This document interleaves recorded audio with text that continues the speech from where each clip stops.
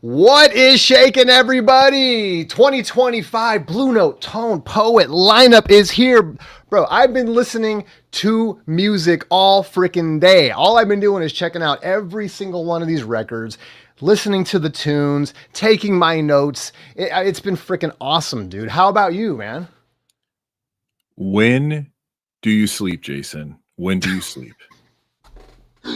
Define sleep. Okay, if you're sitting up and your eyes are open and you kind of pass out a little bit, does that count? If there's jazz on, I guess. Okay. That might have actually happened on a couple of records today, so I'm not going to say which yet. Wyoming Dave, what's up, baby? Cesar in the house. You guys are in for some fun tonight. And also, we want you guys to get involved. It is mandatory. It is a requirement that chat gets involved today. We are going to go over, as you can see on your screen, 2025 Blue Note Tone Poet lineup. And this is going to be fun too, man. We're going to take it through. We're going to do it like if you guys have watched some of my other stuff over on Surface Noise, we did like a little this or that action. And that's what we're going to do today. So we're just going to go in chronological order. We're starting from the first releases coming out in January. We're going to go all the way through the year. We're going to hit every 24 releases. We're going to talk about them. We're going to talk about whether we're going to buy it, whether we're not going to buy it, whether we think we're going to buy it, whether we hate it, whatever we're going to do with it. And then at the end, we or you or someone is going to choose a winner out of all these 24 records. And also, if you guys know some of these records, man, chime in and let us know what you think. We're going to let you know what we think. But a lot of the stuff on this Tone Poet release this time, Chris, is like some of it's new to me, man. What about you? Yeah, some of it is a bit of a mystery to me. Surprisingly, a lot of the records I've been exposed to or heard or know of, the bit of the history of them. So I think it's a killer lineup. Once again, I'm always excited for the Tone Poet series. I Yeah. own most of them. There's some I've passed on, and of the most that I own, most of them I love, and I think they become an essential part of my collection. So, we were talking about jazz last night. We were talking about where do we go next in our series and our commentary, and then we wake up this morning and it's like Christmas morning. Here's the announcement. It wasn't even on my radar. I was like, oh, I know what I'm doing today. Exactly. Right. Yeah, it's interesting too, and we might as well kind of just talk a little bit about, I guess, the pressing. I mean, obviously, Blue Note has two products basically. They have the Tone Poet product. They have the Classic Series product. Classic Series is their flagship. That's the records that we all know and love. That's where you're going to get out to lunch and moaning and all that stuff. And then Tone Poets series is supposed to be basically hidden gems, maybe lesser known things, even some things on different labels and stuff like that that we get every year. So, and of course the packaging is different too. The price point is different. And we can get into some of that and talk about it too today. But yeah, man, I'm excited to do this because it's funny. I feel the same way. Like if I'm looking at a list, last year there was a bunch of records I had. 2014, this year, when I did my review last year, I had a fair amount of them, and I was actually surprised at how good a lot of them were. I was happy about people like Bobby Hutcherson, Jackie McLean getting some love, Tony Williams getting some love. So we'll see what this year holds.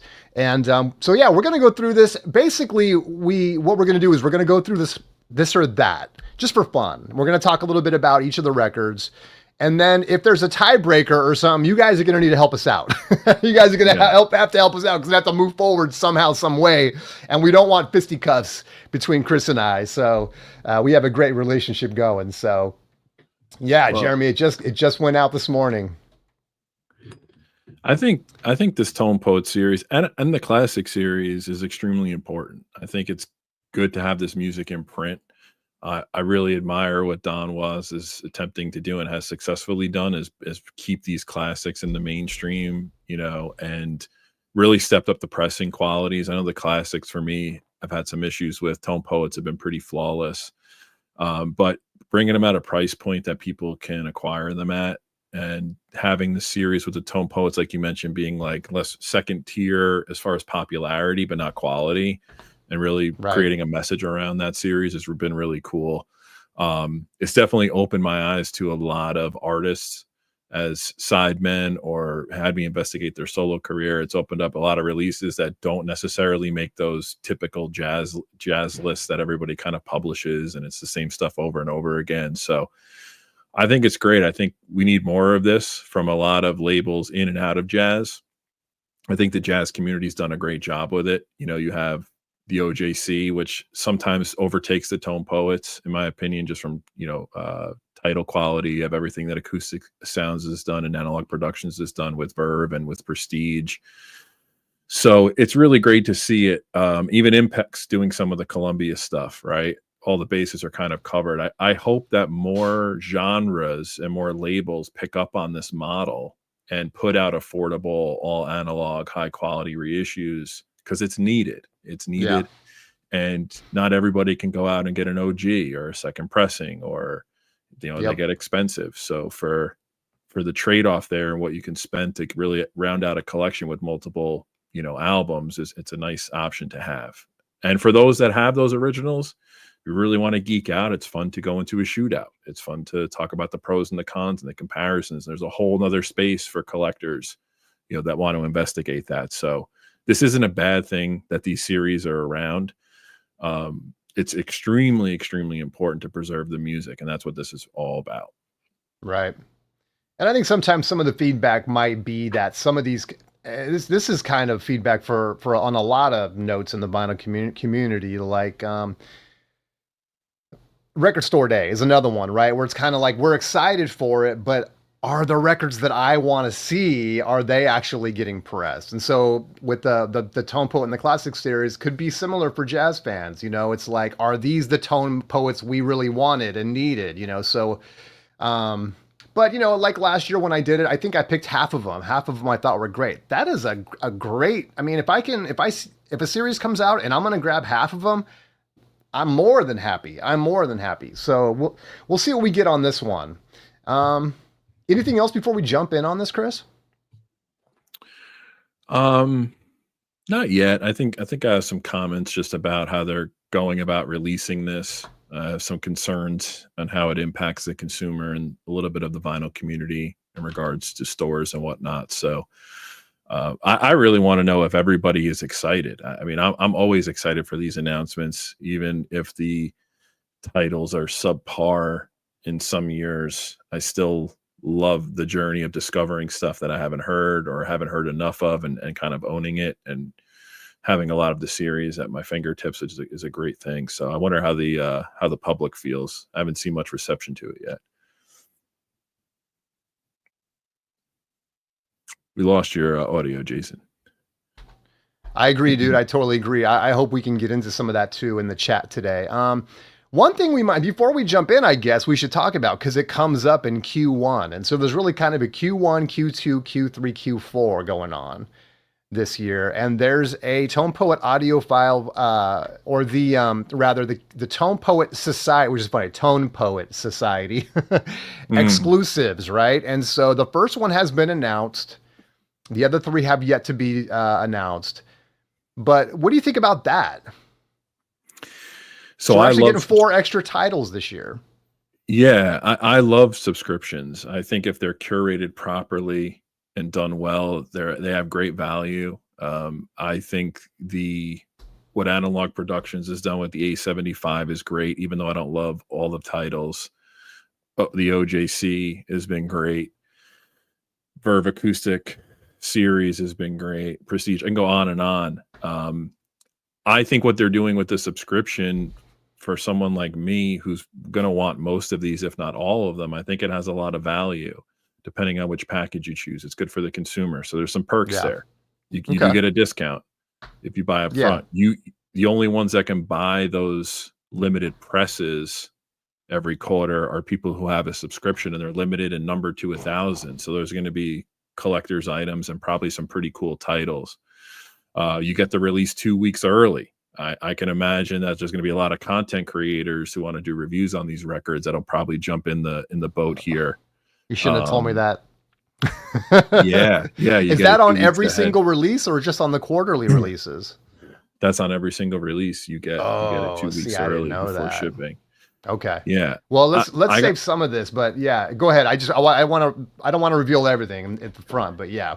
no, and one other thing I'll say is like, there was for those who are really into subscription services, like I said, I'm a fan of them. We saw like we're seeing Rocky Waters or Vinyl Me Please, and it seems like the labels, I don't know if it's coincidence or a result of what they're doing, kind of coming out and creating their own subscription services.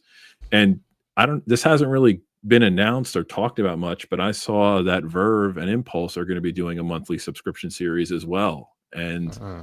they got some killer titles lined up for the first quarter: Coltrane record, Nina Simone, and Louis Armstrong. So I like where this is at. If they're going to be high quality, analog, affordable, and exclusive to a certain extent, I think I it's mean, good. I think it's good for collectors and that's kind of the curators.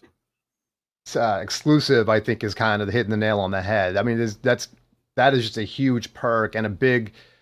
That's going to evoke a lot of FOMO in people, right? Like, wait, Absolutely. I can only get this if I'm subscribed. Yeah, okay. Well, we'll get into more of that because I know some fun stuff. I know you have a lot of stuff to talk about on that point, but we'll trickle it out a little bit. Why don't we make our first pick, man? So Jazz Crusaders Freedom Sound. That one is coming out January 3rd, along with Andrew Hill Grassroots. Freedom Sound 1961, Andrew Hill Grassroots 1968. Just a little bit about now. I sampled all of these today. Today, when I found out about this, I honestly spent most of my day listening to this music, and so I could have some thoughts on the stuff that I wasn't that familiar with. I'd never heard the Jazz Crusaders Freedom Sound. For me, and this is a good thing, I think it was swinging, it was bluesy, it was rocking. Sometimes you get these great saxophone sounds, and when it swings and you got a great deep saxophone, it's going to start reminding you of early rock and roll and stuff. And that's kind of what I got here. Great piano, great guitar, lots of guitar this year, which we'll get into. But this one has a guitar in the mix. And I think, and another thing that's important for me is that it had strong compositions as well. This isn't going to be the same old thing that you've heard again and again. So I was actually pleasantly surprised with this one, not having heard it. I think Freedom Sound is one that I'm going to consider picking up. Yeah, I just thought it was great. I don't know. Do you have any thoughts on that one, Chris? If you had a chance to check that, by the way, I should say, Chris has been working all day. This is what I've been doing all day. So I know he hasn't had a time to really listen to this stuff like I have. So I know he's, but so I don't want to put him on the spot, but I do want to give you a chance to say something if you want to. Yeah, I mean, I know a little bit about the Jazz Crusaders. I know some of the tunes on here sound familiar. I'm happy that it's there. What I'm most excited about this is that it's Pacific Records, right? I think we have 5 or 6 Pacific record releases in this Tone Poet series. You saw it start to come through, I think, in 2023, and I think they knocked that. When they release those labels, it knocks it out of the park. So just for the sheer fact it's on Pacific already makes me curious. I did go through it a little bit. And I was like, oh, this is recognizable to me. So it's definitely something that will be an absolute pickup for me. There's no doubt. Cool. Yeah, I agree. Okay, nice one. So then we got that going in terms of our little game we're doing tonight. We're pitting that one up against the release coming out the same exact day. That's Andrew Hill's Grassroots. Andrew Hill, much more familiar to me. This is from 1968. By the way, the Freedom Sound was a Pacific Jazz release originally. When we know we get Pacific Jazz and even some other original labels that are coming to Blue Note on the Tone Poets series. This time we get Blue Note, 1968. This is from 2 sessions.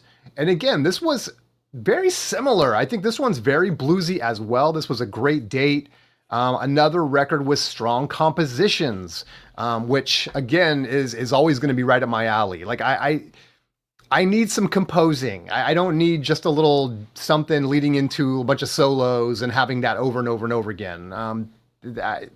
I can only take so much of that. So it's nice when we do get some nice compositions. We got Lee Morgan and Woody Shaw splitting on this one. So it's 2 sessions. Session 1, we get Lee Morgan and Booker Ervin.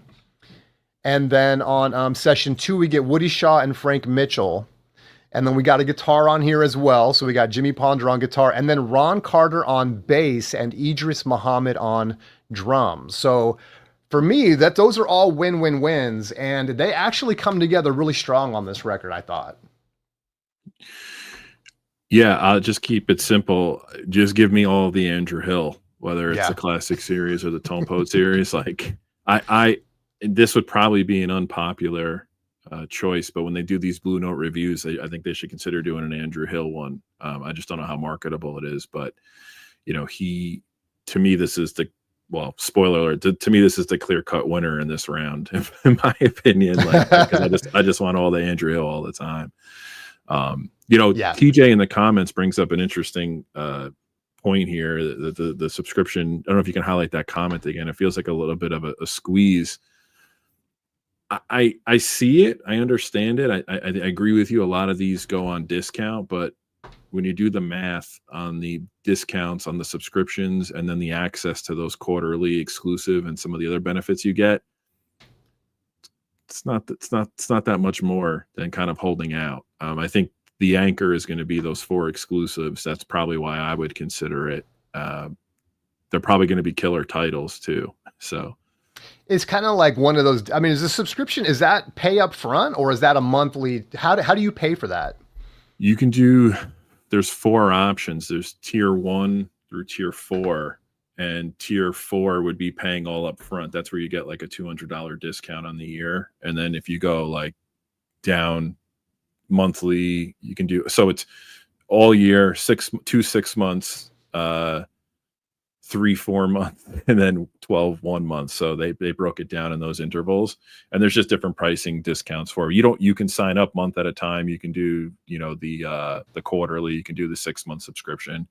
No matter what, you get access to that exclusive.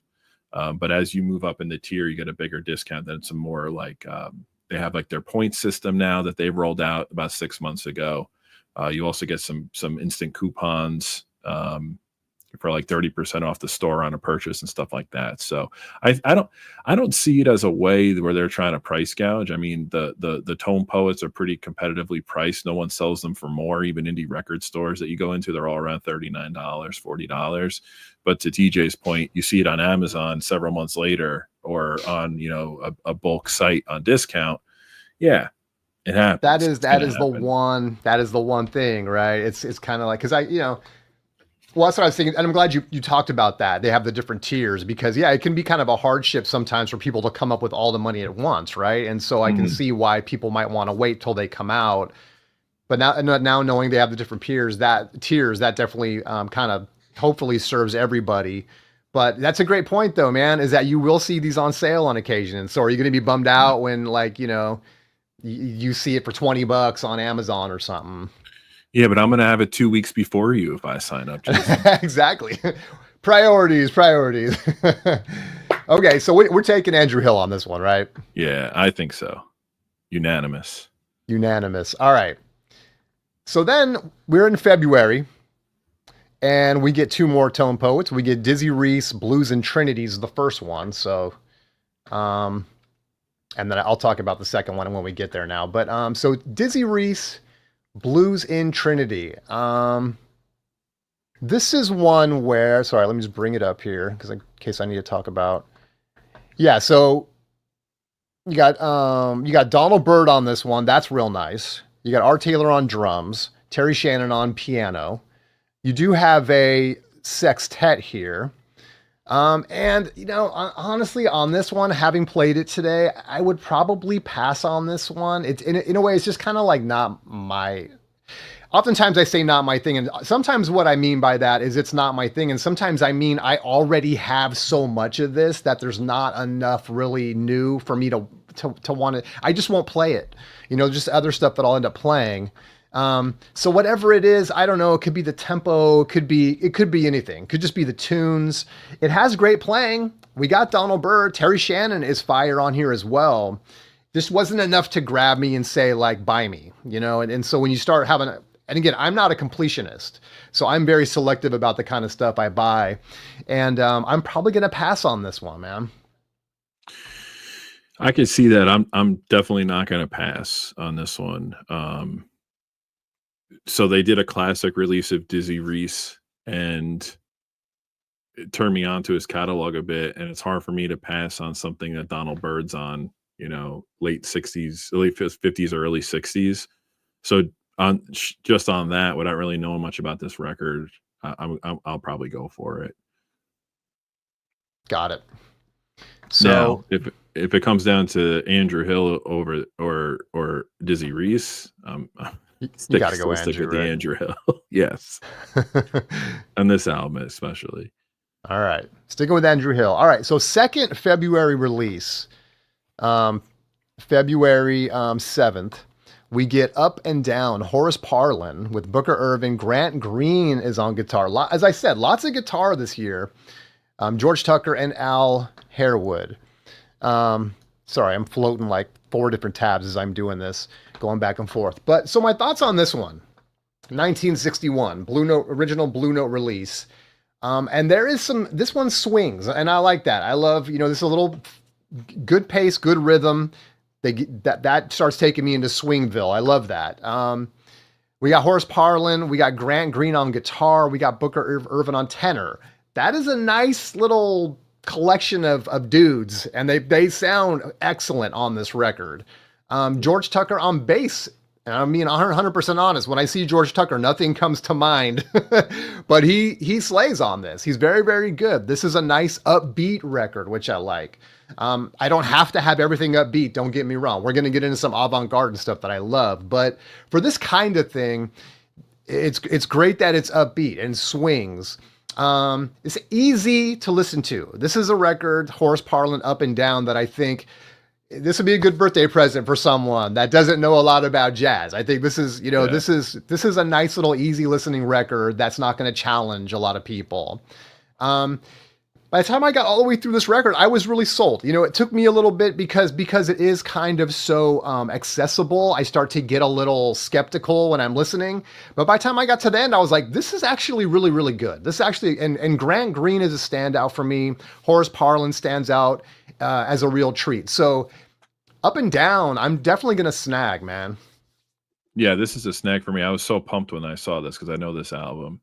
And yeah, it's accessible. And this is what the Tone Poet's really about is, there's going to be a fair mix in the series. And I think this is one that it's essential for Horace Parlan, I think, from what I know of his catalog. And yeah, this is a grab for me for sure.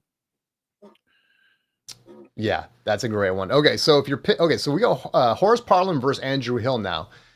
Whew. I'm being honest, this is probably the first one where I'm a little bit like, because that Parlan record's so good, but so is the Andrew record. You got any thoughts on this? I'm still sticking with Andrew Hill. Sticking with Andrew Hill? All right. I don't have strong enough feelings about the Horace to fight you on it, so we'll keep going. Okay, so we'll do Andrew Hill. Sorry, guys. We're going to need you for the tiebreaker for sure, but okay, we're good on Andrew Hill. All right. So now we are into March 7th. We got Curtis Amy and Frank Butler, Groovin' Blue. This was a Pacific Jazz release. Again, we got a sextet on here, and all I can say is one thing: Bobby Hutcherson in the house. early Bobby. Yeah. Our first Bobby Hutcherson sighting. Yeah. And right, this is from 60-61, so this is early. Also, the elusive Carmel Jones is on here. I'm not a big Carmel Jones. Yes, he got the Tone Poet either last year or year before, whenever that was. And I was a little underwhelmed. I know a lot of people like it, and it's a classic album for a lot of people. I didn't really get it. Anyway, he's here. So if you're a Carmel Jones guy on trumpet, he's here. When I started listening to this, my question to myself was kind of like, does Bobby... I don't want to... I hate to say it. I sort of was thinking the word rescue. Does he elevate this record enough for me? Bobby takes some nice solos. The thing about, and of course I'm going to be hyper focused on Bobby because he's here. And not oftentimes, he's so good that when he kind of just blends in, I want more. And so he does a great job of supporting this record. He gets some solos, but I'm like, I just want a little bit more. It kind of breaks my heart that he's not like, I don't know, that he's sitting in as kind of a sideman. That's a very personal thing. So this is a great record. I'm not saying that. There's a song on here called beautiful, or is it has it? What's the title on it? Beautiful You. It's very good. It's got a lot of Bobby. It really gets into his wheelhouse, and that one's fantastic. This might be one I got to listen to a couple more times. Um, there's tons of nice playing on here, but for me, nice playing doesn't take me all the way. I mean, Curtis Amy is great on tenor. I just want something a little different. Yeah, it's bluesy. We'll see. We'll see. I'm gonna have to give this one a couple more listens. Yeah, I didn't know much about this title till I learned about Pacific Records, and I kind of went on a streaming frenzy, just going through their stuff as best as I could. Um, I'll pick it up. Very promiscuous with my Tone Poet purchases, but I will say this: if this wasn't a Tone Poet, and you were in a shop, and you're going through the crates, and you see this cover, you're not gonna get curious. This cover just reeks jazz. I Groovin mean, Blue. These guys are, this is like I got to hear what they're about. So again, it checks the box on Pacific. I really want to see more Pacific stuff come out from what I've been exposed to and what I've investigated on streaming services and stuff. So this is going to be a pickup for me. If it comes yeah. down to this and Andrew Hill is still my undefeated champion so far tonight. All right. Yeah, I can't fight you on that either. We got to do Andrew again. All right, Andrew Hill so far taking it. Oh, but now we got to put him up against a little Hank Mobley action. We'll see what happens here. So Hank Mobley coming out March 7th as well. This is third season, a Blue Note, obviously. You told us by looking at it. 1967. On this one, we got 7 guys on here. Mobley obviously on tenor. We got James Spaulding on alto, Lee Morgan again on trumpet, Cedar Walton on piano, Sonny Greenwich or Greenwich, sorry if I'm saying that wrong, on guitar. Again, another guitar band here. Walter Booker on bass and Billy Higgins, the great Billy Higgins, on drums on this one. My thoughts on this, it had been a while. I've gone through like all the Mobley stuff, but I'd refresh my memory on this. A fantastic lineup, obviously, and another one with the guitar. Mobley's playing on here. So here's what sometimes Mobley gets a rap, I think, for not playing inspired on some of his records. I don't know. What does he call him? The middleweight champion or something like that, I guess, which kind of is almost, to me, I almost take it as a slight, it's a kind of a Coltrane's going to be the heavyweight. And then you got Mobley somewhere below that. But this album I found it to be funky. I think it's groovy. It swings. I do think he plays inspired on this one, and it could be, because he's in there, he's flexing with James Spaulding and Lee Morgan. That helps. But this one is definitely on my list, man. By the time you listen to a few tracks on this, it's really, really good. So, and it's always good to find a great Hank Mobley record for me, because I want to like him so much, and I do like him so much, but I want to try to find, those things that really stand out to me. And this is one of those, I think, dude. This one's really good. I love Mobley. And obviously when anything Lee Morgan's on, I'm going to want to hear. So it's probably going to be a pickup. But the one thing I love about this is one of those albums that was recorded in the 60s and shelved till the 80s. And I love when they do Tone Poets of those. And to your point, maybe it was shelved for a reason at that time. But, I like that they're kind of reissuing the archival stuff. I refer to as archival because it was shelved for so long before it came out. And I don't know the whole story on why that always happened. I don't know if that was an artist decision, a label decision, if it was just, whatever the case may be. So it'll be interesting. And I think actually with the subscription, you're going to get some detailed notes on some of these records. So I'd be interested to learn the story on this. But yeah, Mobley is always a grab for me. Like, it's just, I know what I'm going to get. Like, to your point, if it's uninspired or he's like the middleweight champion, I kind of get it, but at least he's consistent and he's good. Yeah. And when he's in top form, he is unbelievable. His style of playing and everything, his tone. I mean, he can be right at the top of those guys. And I also love that this one, because you're right. I failed to mention this one wasn't actually issued till 1980. But they kept that classic Blue Note cover art look, with the photography and everything and the graphic design. They did a great job of doing that. So another record that just speaks jazz when you look at it too. black background, Oh cigarette in the yeah, guy's mouth. cigarette, turtleneck, just yeah, he's vibing, dude.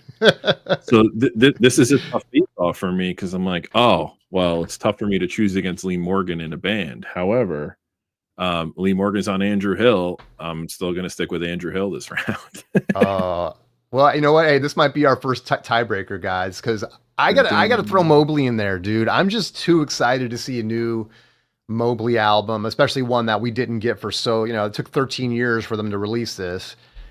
And I'm excited for it. I got to go Mobley, man. But you know what? In the chat, you guys are gonna have to break the tie, man. Should we do a poll, Chris, or you think we can get away with just letting people chime in the chat? Well, let's see how active the chat gets. I hope to Let's see how TJ active. cast a vote here. This is what we got, guys. We Neto. got Andrew Hill with Grassroots 1968, which I'll go back to that. That one's gonna get you Andrew Hill on keys, Lee Morgan, Booker Irvin, Ron Carter on bass, and Idris Muhammad on drums. I mean, but now we got guys. Our first Hank Mobley in the mix. And this is a 1967 recording. We got Mobley, we got James Spaulding on alto, so we got 2 saxophones. We got Lee Morgan again on trumpet, Cedar Walton on piano, who's phenomenal on here. And then Billy Higgins in drums will be the other big name. We're 1 for 1, so we need a tiebreaker.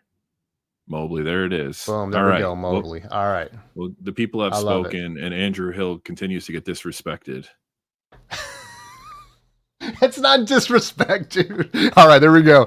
Yes, I got to click on Mobley. Okay. All right. Little Art Pepper Quartet coming to us. Here we are with Modern Art. This is recorded in 56 and 57, released in 1957. This is if I don't know if this is all standards, but if you go down the list, I mean, we got Bewitched, Richard Rodgers and Lawrence Hart composition. We got When You're Smiling, Larry Shea, Mark Fisher composition. We got Stomp It at the Savoy, obviously big Benny Goodman song. What Is This Thing Called Love, Cole Porter. So there is a fair amount, maybe 50-50 are going to be covers on this one. We get Art Pepper on alto, Russ Freeman piano, Ben Tucker bass, and Chuck Flores rounding out the quartet here. My thoughts on this. The first thing you notice, Art Pepper comes right in. I love how this record starts, and that impresses me, is he just comes right in your face blowing, and you get his whole full tone. It's like, it's Art Pepper. He's just coming through right from the first note. It's fantastic. His flourishes of playing are so meticulous and clean, and his tone is meticulous and clean. Even though some of these are covers, I'll be honest, I'm one of these where like covers, when I first see it, I automatically start to judge it. I'm like, how is this going to sound? These aren't new compositions and stuff. Not so here. They sound really, really good. He makes them their own. Depending how you feel about that, like I said, for me, it's a little bit. I don't know. I can be on the fence about it, but it's great. And if you like Art Pepper, I think this is a really good record. Will I be picking it up? I don't think so. At least the way I feel right now. And part of it is just, it's very cool. It's very chill. I like that, but I like my cool and chill to be a little Miles Davis and, maybe some other stuff. So I don't know. This one just didn't grab me. And again, I hate to qualify it by saying stuff like, well, it's cool and it's this and that, because then it makes it sound like I just write that off wholesale, and I don't. But if you're into that, and if you like Art Pepper, and if you don't mind some standards, then yeah, this is going to be a good album. I just don't know if it's for me. Okay, I could be on the fence on this one, but there's something that has moved me towards Art Pepper, and I realized how much of an interesting guy he is, or was, personally. So he's one of these artists where his catalog spans a pretty strong time period, and I kind of like to go on that journey. If you asked me 3 years ago or 5 years ago, I'm probably not even giving this a glance. Similar to what you're saying, standards, art, like I'm not interested, but kind of getting exposed to more about who he was and what he went through and some of his personality. I kind of want to look at this in the trajectory of, this is where he was in 1956. This is where he wound up, So I am on the fence. Now, if I subscribe, I'm going to get it. Yeah. If I don't, it's what else comes out that week, you know? So, but hey, Danny C. So, all right. I think this is clear cut here for both of us that Mobley's going to take this round again. Yeah. But I'm not down on this Art Pepper pick. I think it's cool. I also think it's cool that they're putting something out from the mid 50s to, you know, you don't always get that all the time. So, Exactly. And that's the thing, right? Is that even going through this, and I'm just giving my opinions on this stuff, and I'm just one person saying yes and no, yay or nay. But I think it's fantastic that they are adding some things that giving us variety so that, you know, people that are more into that and aren't going to be into the hard bop or aren't going to be into more avant-garde stuff, there's something for them here. So I love that. Yeah, All right, it's another alternative label. It's on intro, which oh, that's true. Yeah. Yep. yeah, which is cool. I think it's great that they're doing that. Yeah, that's cool. All right. Hank Mobley gets through again. All right, then that gives us Teddy Edwards Quartet, Sunset Eyes. We are now, this is the second one we're getting, April 4th. This record was released on Blue Note in 1961. We have a quartet here. We got Teddy on tenor. We got Ronnie Ball. So we have a couple different sessions here. So we got Ronnie Ball, Leroy Vinegar, and Billy Higgins on one session. And then we got Joe Castro, Ben Tucker, and Al Levitt on the other. It could just be that it's, yeah, I don't know, the way it's kind of mixed up. I'm not sure how they recorded this, but some of them play just on track one. Some of them, you know, it's kind of all over the place, but kind of leads me to believe it's a couple different sessions. So on this one, Billy Higgins on drums. Fantastic. Sounds great. This is another one that to me, it rocks. And I like that. And I say that confidently. I love when some jazz is really bluesy, some jazz is really swinging, and some is rocking. And this is one of those. I don't know. One of the things one note I made was, I'm not sure if there's enough meat on the bone. What I mean by that is just, is there enough that I haven't already heard that's going to make me need this record? I don't know. I don't know, man. It's like, it's not a lot, you know, if you're already looking at the personnel, and that doesn't mean much. There's a lot of times there's personnel guys I don't know that well that slay out. This is some guys I haven't really heard much about. Billy Higgins, obviously, and then Teddy on tenor. I don't know. It's fine. This is going to be for some people. I just don't know if it's for me. And that's kind of my short take on this. This is for me. My notes on this, because I've heard this before, is this is just straight up jazz in all capital letters. Like, I think, you know, and this is the beauty of the Tone Poet series every year, is you're going to get one end of the spectrum in, you know, the Art Pepper that we showed. This is not the same as Art Pepper, obviously, but it's accessible, and accessible is good. 1960. It's just a good grooving record. It does rock to a certain extent. I'm definitely going to get this, and it's Pacific jazz once again, so that's a plus for me. However, in a showdown like this, I'm more excited for the Mobley. All right, we're going Mobley. Yeah, TJ's stoked about all the Pacific jazz too, man, and I love to see it. I'm glad that they're doing that. In fact, they've rolled in a few different labels on this one. All right, here we got Rollin'. Speaking of rolled, we got Rollin' with Leo Parker here, 1961 Blue Note. This is coming out May 2nd. And on this one, I said that we get a baritone on here, which I love. We don't get enough baritone. And his tone, Parker's tone, is infectious. Like, it just sucks me in, dude. And that's part of the baritone thing. Like, when it really swings, I'm kind of already halfway there. I'm already, you got to really screw it up for me not to like it. Also backed by a fantastic rhythm section. And that again, that kind of takes me the other rest of the way there. On this one, let me tab over. So we got Leo Parker, obviously, on baritone, Dave Burns on trumpet, Bill Swindell tenor, John Asia, I'm sorry if I'm getting that wrong, on piano, Stan Conover, and Wilbert Hogan. Not a bunch of household names or anything, but this is where another one that kind of takes me the other direction, where they are really, really good together on this one. This one rocks too, and especially you get that baritone in there, man. It's hard not to get a little rock and roll going. And in fact, I said on this one of my thoughts was like, this is so rocking. Like, if you imagine Bill Haley singing on top of it, and it's like, you got a rock record right there. Dave Burns on trumpet, another standout. And there's enough variation on this one to keep me interested. This is a fun record, and this is one I want in my collection. So I will be snagging this one. I'm going to snag this for a different reason. Never heard it. Know of Leo Parker, but I do know this is his last album as a leader on Blue Note. This is another one of those albums that got shelved. It was recorded in the early 60s. I don't think it came out until the 80s, kind of like the Mobley. I love when they do this. I love when I know they reissued these in the early 80s before, or issued them for the first time, but I love when they force you to take a deeper dive. Like, I've heard of Leo Parker. I don't know a lot of the other guys that accompany him on this. So I look at this as a discovery. I know it's going to be high quality. I know the name is recognizable. I'll start to investigate the other artists on and see if that branches out my tree a little bit. So this is definitely a grab for me.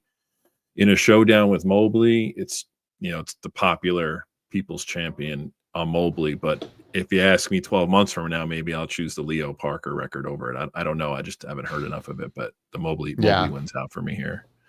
I'm okay going with Mobley. The Leo Parker impressed me enough, though, that, if this was a serious competition, we'd have to go. So when I thanks for mentioning again, I keep saying with the original releases, some of these were not released until much later. This was released almost 20 years later in 1980. I know some people asking for the catalog number and stuff. So, but this wasn't part of that original series. I also want to know why it's his last album as a leader. Did he pass away early? Did he go? I more than any other music, I like the artist story in jazz, because I feel he died in 1962 February. Okay, so there you go. So, yep, unfortunate. All right. So we're going Mobley still, right? I'm not going to fight you on that one. Yeah. Okay, where's our artwork? There we go. You want to take a whack at this fellow's name? Grachan Moncur. I've heard of him. I just don't know how to pronounce the name. Yeah, Grachan Moncur. Moncur. Where's WCB when we need him? I know. This is some other stuff. Oh, go ahead. Yeah. You got a comment? No. You go ahead. I don't. Yeah, feel free to jump in. I don't need to go first every time. I just figured. That's fine. So 1964 recording. Came out in 1965. People will recognize this album, right? This is a classic Blue Note. This is a trombone player, which is good. Our first trombone player. His second album. Here we're getting a quintet with some big names, with a lot of big names. We got Moncur on trombone. We got Wayne Shorter, your guy, Chris, on tenor. Herbie Hancock, our guy, Chris, on piano. Cecil McBee on bass. Tony Williams on drums. Now, this is what I like to see. When I pull open the Tone Poet list and I see that, I'm like, okay, now I'm listening. This is different. Yes, this is avant-garde. So, and in spades, like this is, I would say sometimes they kind of will be riding the fence a little bit. I would definitely qualify this as avant-garde. 4 long tracks, 5 killer musicians. This album is awesome. I really, really enjoyed this. And I know this is something I've heard, but it's been a long time. I don't have it on vinyl or anything. So it was really great to kind of listen to it again because I'd forgotten all about it. If you've not heard this album, your ears are in for a treat, especially if you like avant-garde, if you like Herbie, if you like Tony. I mean, this is a fantastic lineup, and they slay out in this whole other realm, man, on these long tracks. It's fun compositions, which I love. They're unique, they're unusual, and I will be snagging this one on day one for sure, Chris. So this is when we were talking earlier in the day. I was like, I think I know some of these titles, but I need to see the cover. And when I saw the cover, I was like, yes, because I've heard this enough This is one of the 4 or 5 that I was like, this is an absolute scoop. Like, cannot wait and glad that it's coming out. You said it all. And listen, like, it's Wayne Shorter's just one of those guys where if he's present on an album, it's going to be hard for me to not investigate it and pass. Right. So I think this is an absolute smash. And I'm going to tell you this too. He's going to get my vote over the middleweight champion on this one. I'm 100%. I'm glad. Very excited for this. Yes. I'm glad we agree on that. All right. Great minds think alike. There we go. Moncur taking the lead. But now, immediately having to go up against Andrew Hill on Andrew. Blue Note 1964. We're going to get this in June 6th. We get 2 more. We're starting off with Andrew. This record recorded in 64. It was released in 68. So, still a 60s release. This is going to be a quintet. We get Andrew Hill on piano. Already, I'm in. John Gilmore on tenor. Bobby Hutcherson on vibes. I love it. Richard Davis on bass and Joe Chambers on drums. This is another one of those lineups where I'm just in. Like, take my money. I did listen to this today. What did I think? Hutcherson sounds really good on here. I don't have enough Andrew Hill, to be honest, in my collection. So something like this, it's just a reminder that I need to start. I just need more of it. Let's see. Joe Chambers on bass obviously is awesome. I would throw this. This is also kind of a very much so an avant-garde record. This one is maybe a little bit more on the cusp, but this is avant-garde, in the avant-garde category too. And again, with Bobby Hutcherson again, it's going to be awesome. This is in part of that, and also this is kind of obvious. This is not going to be as swinging and bluesy as some of the other stuff that's on here. It's going to be more avant-garde, but it is fantastic. If you like that, I do. And these guys are great. They sound awesome on this session. So yeah, put it on my list. This is an absolute grab for me. And there's an interesting historical element about this album. John Gilmore is with Sun Ra, and this is like a rare step out for him, especially to record with Blue Note. So if you're a Sun Ra fan, this has some connections. This is, again, what I love about jazz. Who's the side person? Where does he come from? And now you start to see us put together. So, when we were doing our shows for the past couple of weeks, we talked about Richard Davis a lot. Obviously, we talk about Bobby. Gilmore kind of folding in when we talked about Sun Ra indirectly. So this is going to be a killer pickup. I'm really excited for this. Like I said, they just put everything Andrew Hill on Tone Poet and Classic immediately. I don't know what they're waiting for. As far as the showdown, this is probably the most difficult decision this we have to make. For sure. I'm redeeming Andrew Hill. I'm bringing him back with my vote. And if it goes to a showdown, it goes to a showdown, Jason. But Andrew, look at that face. How could you not want him to go on to the next round? I know. He's like, don't you want to pick me? Well, look if you got Richard Davis and Bobby Hutcherson. So I mean, it's how can I? I can't go against that. So Andrew Hill's going to take this one. All right, second one we get in June is going to be Serge Chaloff, Blue Surge. Maybe you can correct me on that if I screwed that too bad, Chris. But we got Blue Surge here. We got a quartet. We do have some familiar names. We got Serge on baritone. Again, I've already said it. I love it. Sonny Clark on piano now. Billy Joe Jones on drums and Leroy Vinegar on bass. So that is cool. That's a nice little trio plus one right there. Listening to this today, oh, by the way, 1956 came out the same year, originally on Capitol. And so now this is getting a Tone Poet release. This album obviously brings us, after listening to those 2 avant-garde records, it's kind of bringing us down to earth a little bit. Sonny Clark on piano, Billy Joe on drums, as I said. This album has a lot of variety, which I like. Parts of it are also really swinging. Some of it is also more chill. Penguin's Guide to Jazz calls this a masterpiece. I would not go that far. There's a lot of 4 and 5 star reviews on this one. I just listened to it today, so don't, but for me, I'm like masterpiece is strong. Having said that, this is a very nice album. It's got, like I said, lots of nice variety. There's some killer musicians on here. I'm a little torn. I'm a little on the fence. This might be another one where I got to listen to it a couple more times, Chris. But it's a nice record. I don't know it. I can tell you the one thing that would draw me to picking this up is the little audio file part of me. It's recorded. It's a Capitol album. Probably sounds remarkable if if it follows the reputation of Capitol Recordings. I don't know if it was recorded in whatever studio, whatever the case may be, but I have to listen to it. I just don't know it. Maybe that offends some people in the jazz world and the VC world, but Nah. I will Not here. There's very few tone poets that I'm gonna completely write off.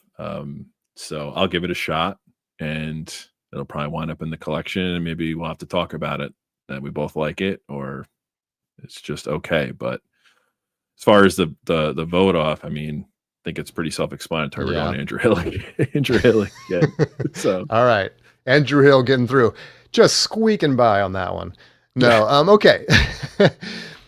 Now we got a Sam Rivers. This is a new conception. This is 1966. It was released in 1967. This one is a quartet. We've got Sam Rivers on tenor, soprano, and flute. So a little bit different instrumentation there. We got Hal Galper on piano, Herbie Lewis on bass, Steve Ellington on drums. For me, this album, so this is an album of standards, flat out. So it's a lot of, it's When I Fall in Love, I'll Never Smile Again. It's that kind of thing. Which again, at that point, you got to really come correct. Otherwise, I might just walk right by. But I'm going to say this. This might be one of the nicest albums of standards I've heard. It is really well done. It is really well done. It's unique. He makes it his own. This is a piano trio +1 on here with Sam Rivers on tenor, soprano, and flute, as I said.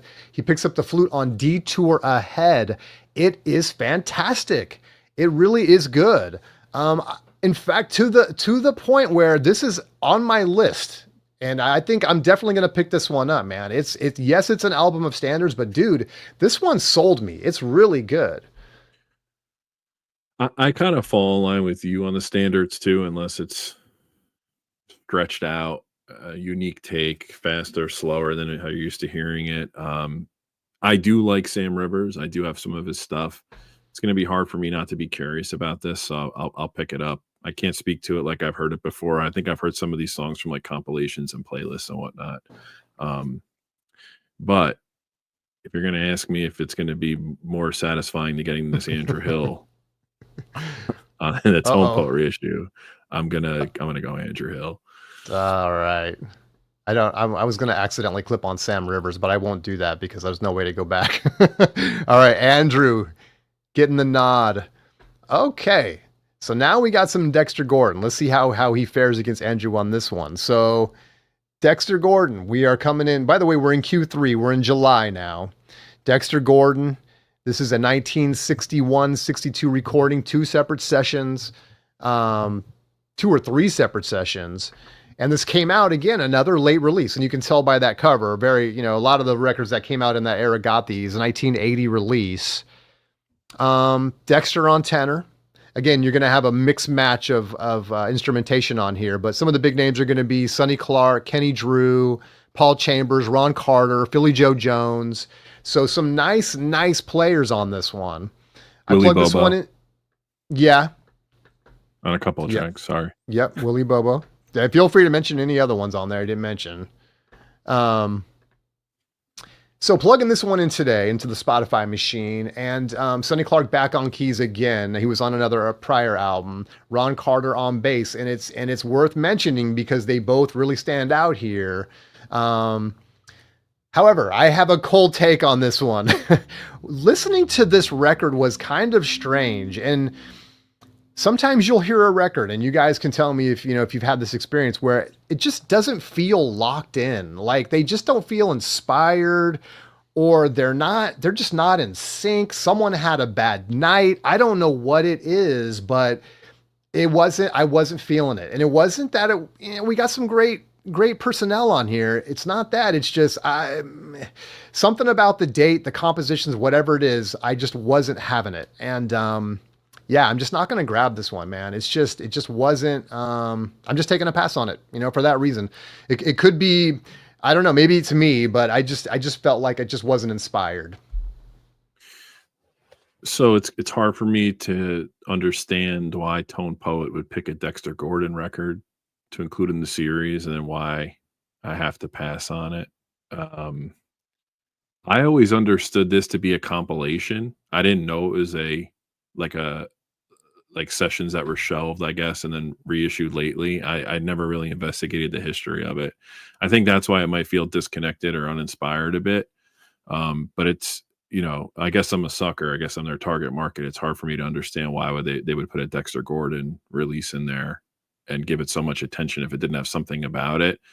Um, it's hard for me to pass on Dex. I'll probably listen to it. This might be one I just send it in the mail, Blue Note, or whoever I buy it from, and I'll give it a shot and repurpose it to somebody else if I don't like it or want it. But yeah, I'm not down on it. I guess I just don't know enough. But I always thought, I always thought it was kind of not like an anthology, but I knew it wasn't a cohesive album. And now I'm Right. understanding, obviously, it's from a couple different sessions. I am intrigued. I brought up Willie Bobo because I am intrigued to hear Dexter and Willie play together. I don't think I have. That's it for me. Yeah, I'd love to know what you Let's think see. about it. I know So Jay says just quickly about the cover. Who knows? I mean, this is the cover that came out initially. Maybe they'll mix it up for this Tone Poet release. Do you think so, Chris? They'll maybe they'll redo it. I don't really know. Maybe. I prefer them not change the covers. Yeah. Just give me the original. Previous unreleased sessions. Yeah. See, that's interesting. I knew Yeah. this from So, I and it I almost knew this sounds that from like if these were outtakes, it wouldn't surprise me, if I'm being honest. yeah, or not even necessarily outtakes, but just never really Just stuff completed. that, yeah, they didn't feel like they needed to release. Yeah. So I knew this as a CD. I remember when I was working in the music store, I'd see that pop in, and it was fairly expensive. I don't know if it was an import or whatever, but that's the only way I recognized the cover. I didn't recognize the title. Yep. So Andrew, Andrew Hill gets the nod here. I guess.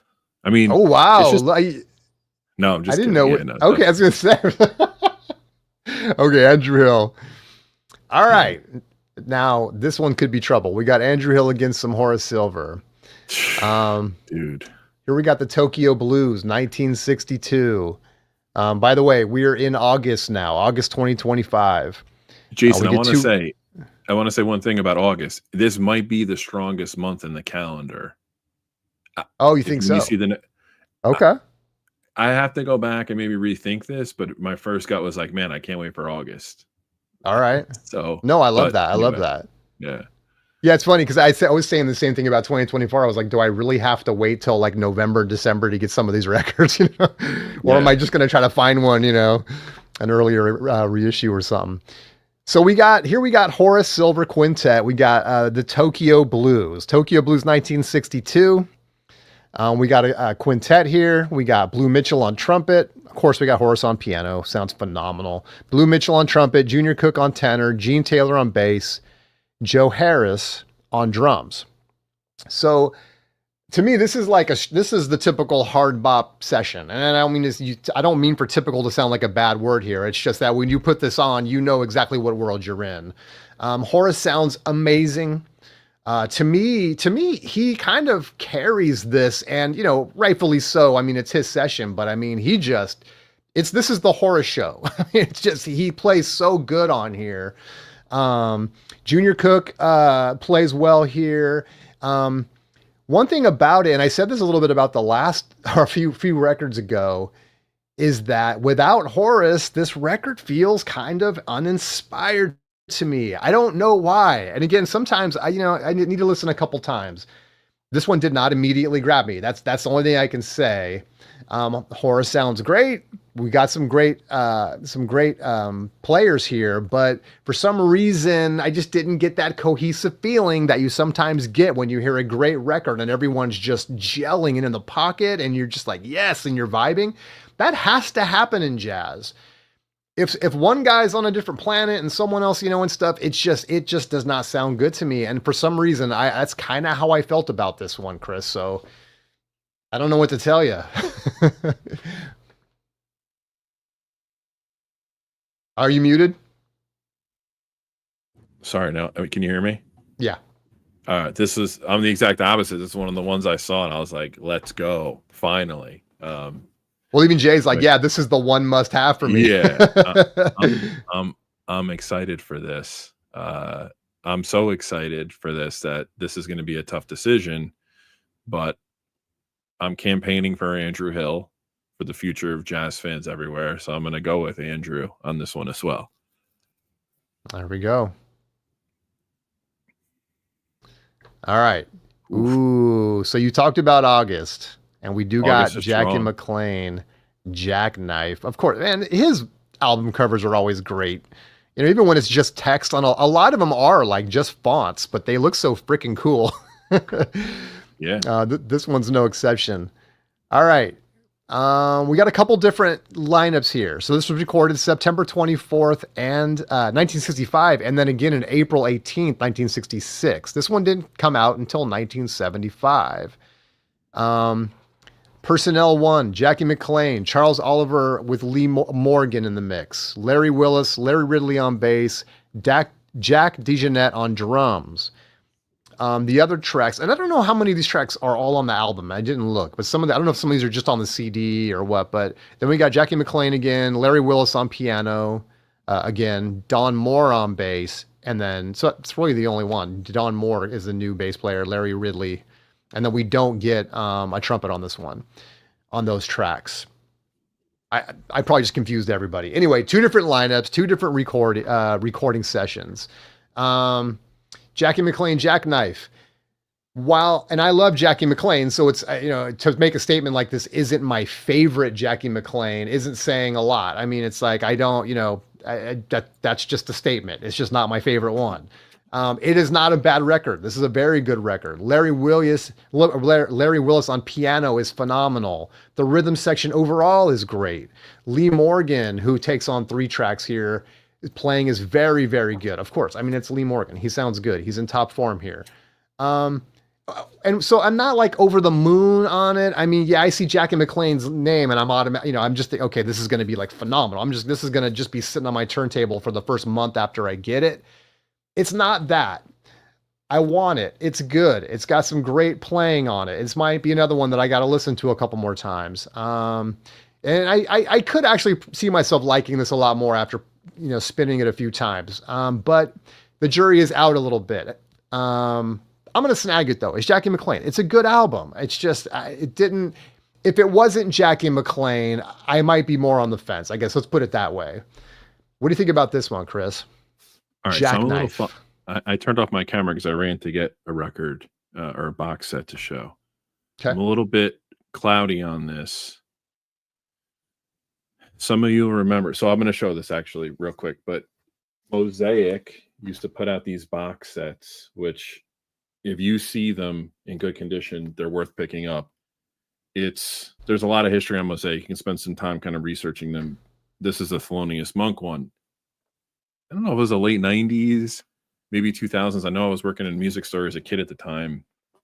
They were issuing CD box sets every month, just 4 at a time. Complete Coltrane, complete like Monk Black Lion recordings. This guy on Blue Note.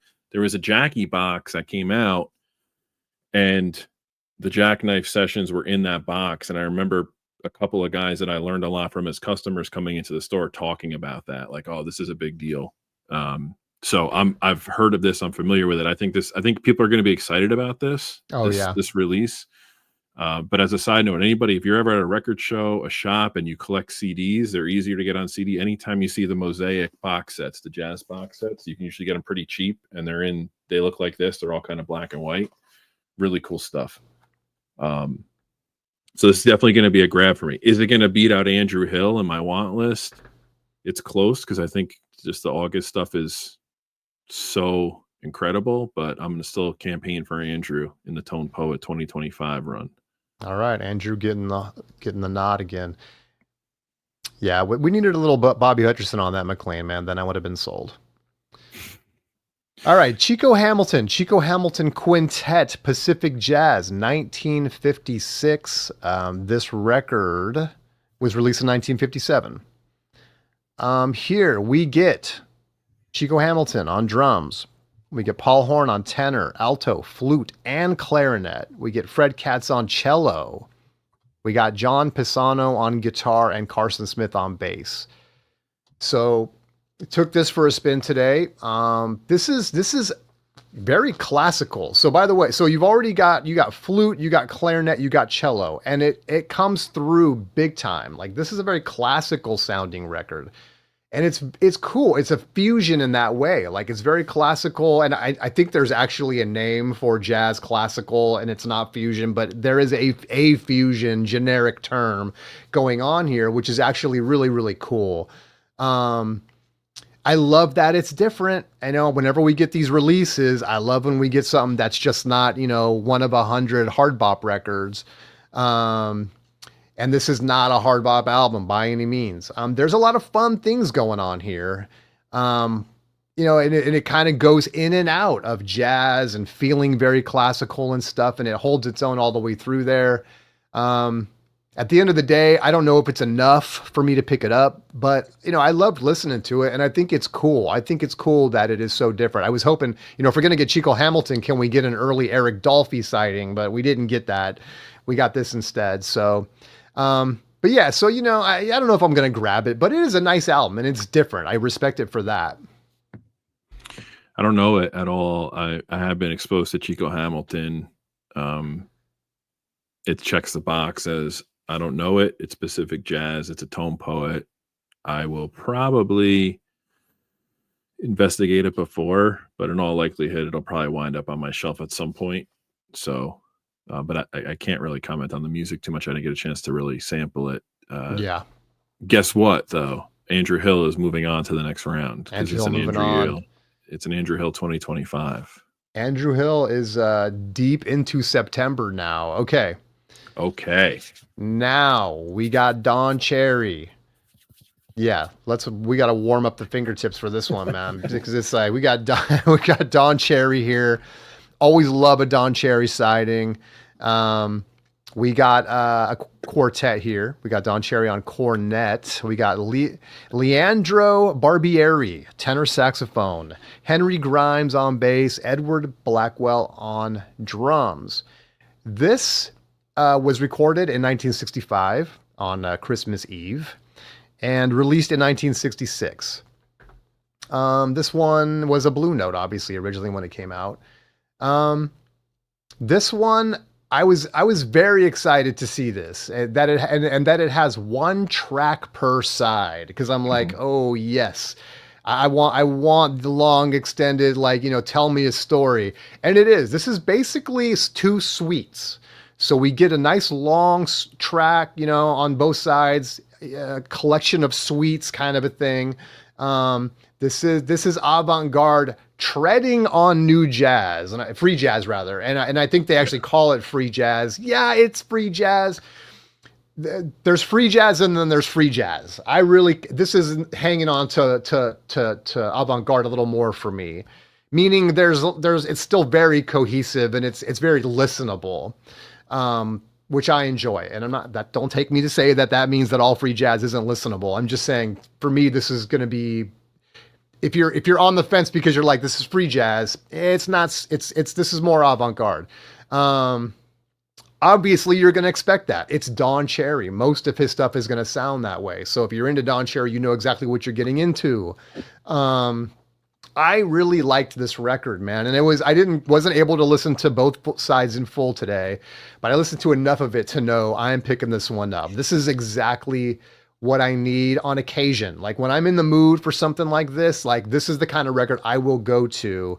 It's very, very nice. This isn't something that's going to sit on the turntable at all times, but I'm going to have my time, I'm going to be like, I need something free. I'm going to go to the Don Cherry, and this one's going to fit the bill right here. Yeah, I think it's free jazz for Blue Note standards, right? Right.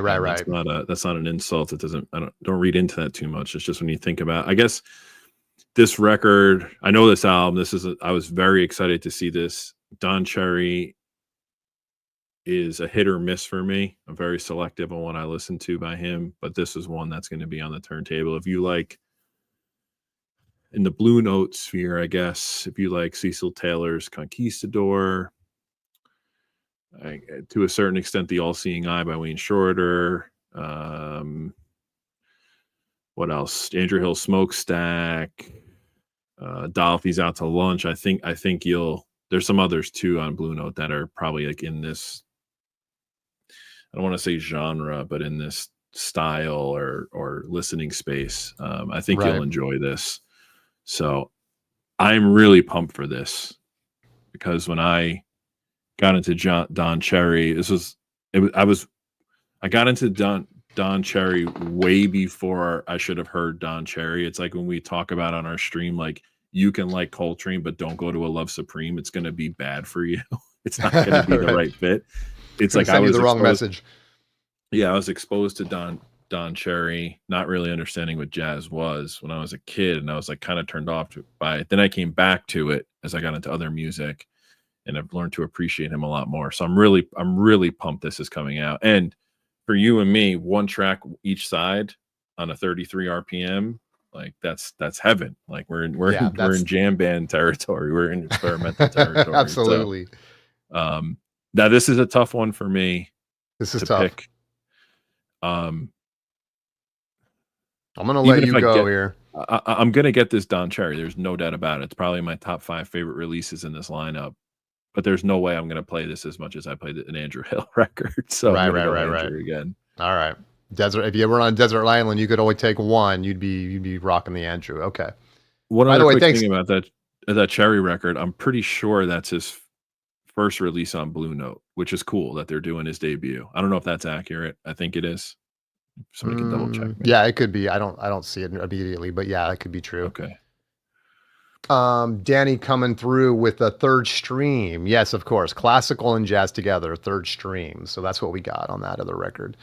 Okay. We're picking Andrew. Next up, Stanley Turrentine, In Memory of, 1964. Again, a Blue Note, originally recorded in 64, not released until 79. Gets another one of these covers, for better or worse. That came. Even Bobby Hutcherson got at least one or two of those too. But here we got Stanley Turrentine on tenor. We got Blue Mitchell on trumpet. This is a bigger band. We got Curtis Fuller on trombone. We got Herbie on piano, Bob Cranshaw on bass, Otis Finch on drums, and Mickey Roker on congas. So we got a nice little variety, and we go kind of deep in the instrumentation, which I like. What did I say about this one? So Stanley Turrentine, In Memory of Blue. This is a nice lineup with Blue Mitchell, Curtis Fuller. As I said, we got Curtis Fuller playing trombone here. That's nice. Curtis Fuller is fantastic, by the way. For people that don't know, we don't get enough Curtis Fuller. And with Herbie Hancock on keys. So we got some amazing personnel here. This is, for the most part, from me listening to this today, this is going to be a chill, bluesy album. There is enough variation, though, to keep me interested. And I say though only in the sense that, like, it's not repetitious. Like this album has some peaks and valleys to it, which is good. It's enough to put me on the fence about buying this. And look, I just have to kind of qualify this by saying I'm not someone that buys every record. Like, I have to be selective. And so for me, it's like I'm looking for things that are going to be different enough from other stuff I have, or they're just guys I have to have because I just love their playing so much. So even though something like this is a really nice record, I'm on the fence. This might be one I got to listen to a little more before I decide. It is a nice sounding record. Just don't know if I'm going to be in line on day one, Chris. I if I just don't want any more Stanley Turrentine in the Tone Poet series. Okay. I'm kind of over it. It's no knock on him. What bothers me is I know what's in the cans, and like, yeah, exactly. And Just what you're saying. Yep. like, am I going to get it? What do you think? You think I'm going to get this? Of course I am.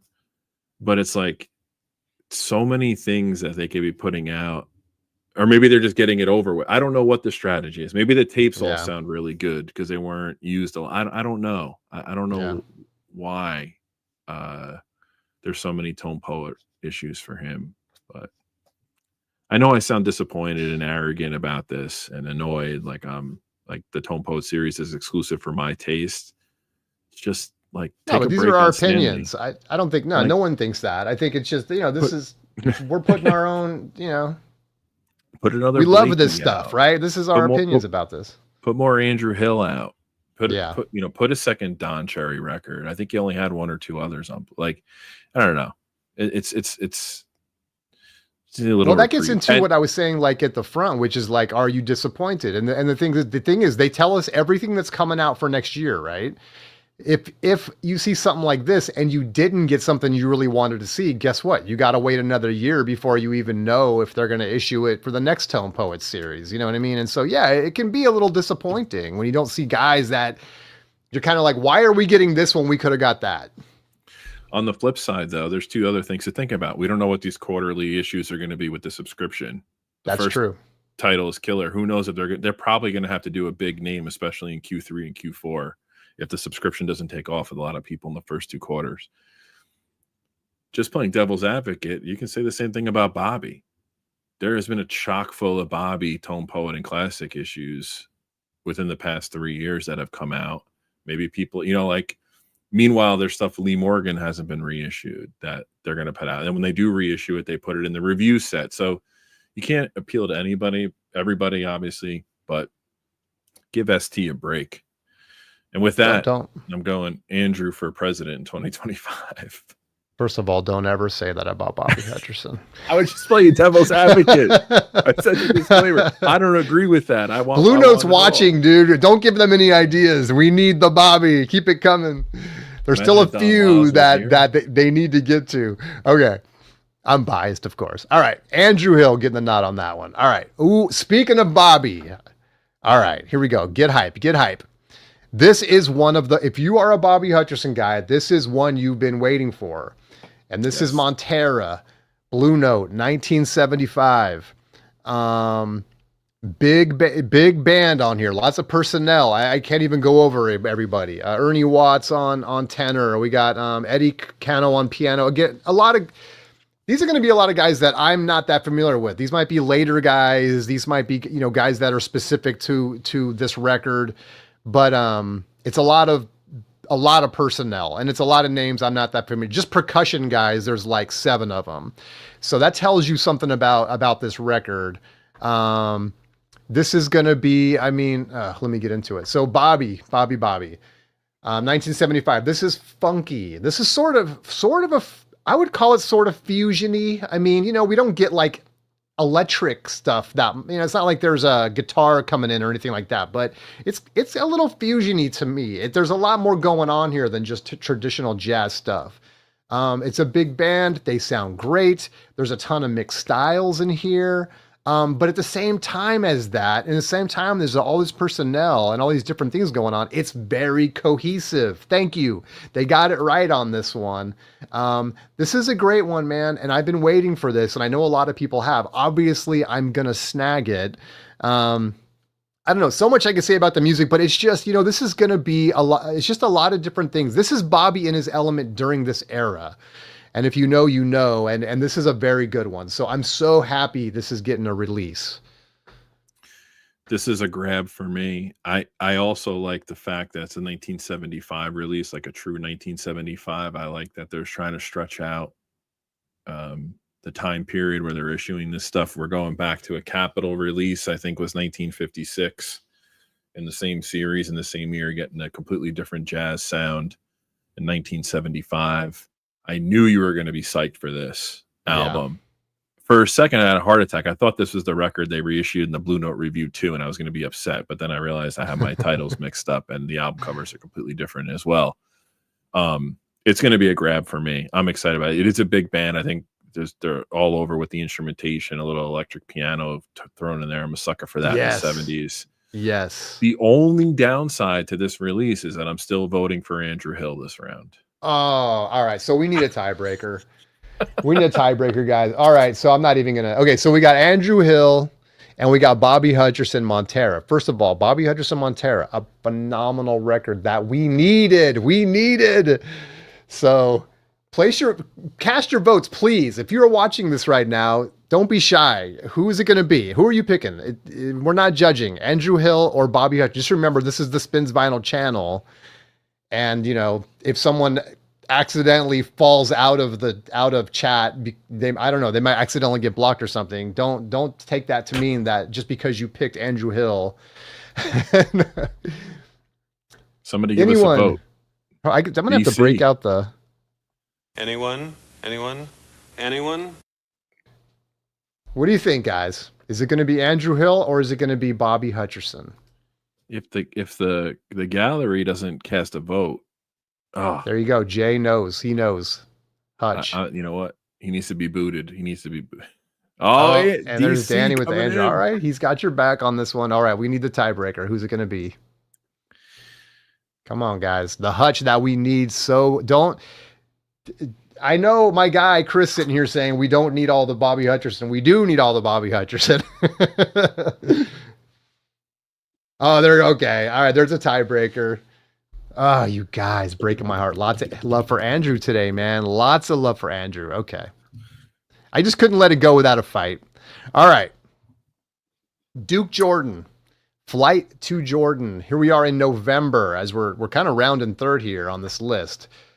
Duke Jordan, Flight to Jordan. This is a Blue Note session from 1960. Got the 1960 release as well. We got a quintet here. Duke Jordan on keys, Dizzy Reese on trumpet, Stanley Turrentine on tenor, Reggie Workman on bass, Art Taylor on drums. So nice lineup right there. This has a lot of hallmarks. The music has a lot of hallmarks that I think a lot of people are going to enjoy. Swinging rhythms, great solos, bluesy. Duke Jordan sounds phenomenal on the keys here. And the thing is with this is that even though I would say I don't know how to word this. This is going to be a record that maybe a lot of us have heard in the sense of like what it is. This isn't going to be like the Bobby record. This isn't going to be like, avant-garde stuff. It's going to be, this is your traditional like hard bop and swing and stuff. But I would take this over a lot of other records that are more well-known than it. It's that good. And this is a record that I wasn't really familiar with. After listening to this, this jumps up the list for me. I'm definitely very seriously considering we're looking at November. So here, yes, in a year from now, a year in the past, it will be, anyway, however you want to look at it. I'm saying, yes, I'm probably going to pick this up. I don't know how I'm going to look at this in a year. This is, for what it is, it's better than a lot of other stuff that I think gets the nod, more popular music. So anyway, that was kind of the notes I took. It's very good listen. There's some great playing on here. I'm going to save myself, Chris. What do you say about this one? This is a sick record. This is in the top 5. I should have made the list of the 5 I was most excited for. This is a great album. It's been reissued. Analog Productions did it as part of their Blue Note series, but that goes back probably a decade now. It's not too inflated in pricing. If it's like a VG or near mint copy, if it's sealed, it's pricey. I don't know if Music Matters did it. It would probably be worth more if Stanley wasn't on it, to Danny's point. No, I'm just kidding. That hate is all in context of the fact that we see him everywhere. This is in lockstep on that one. This is a great album, early 60s hard bop, pretty solid lineup. I was really psyched when I saw this come out, that they were going to be issuing it. I I have to go back. I think that the last proper audiophile reissue was when Analog Productions did it, and it might even be 15 years ago. I can't remember when that series ended. I was not back into vinyl at that time. I was still in the digital world. So, but I'm really pumped about this.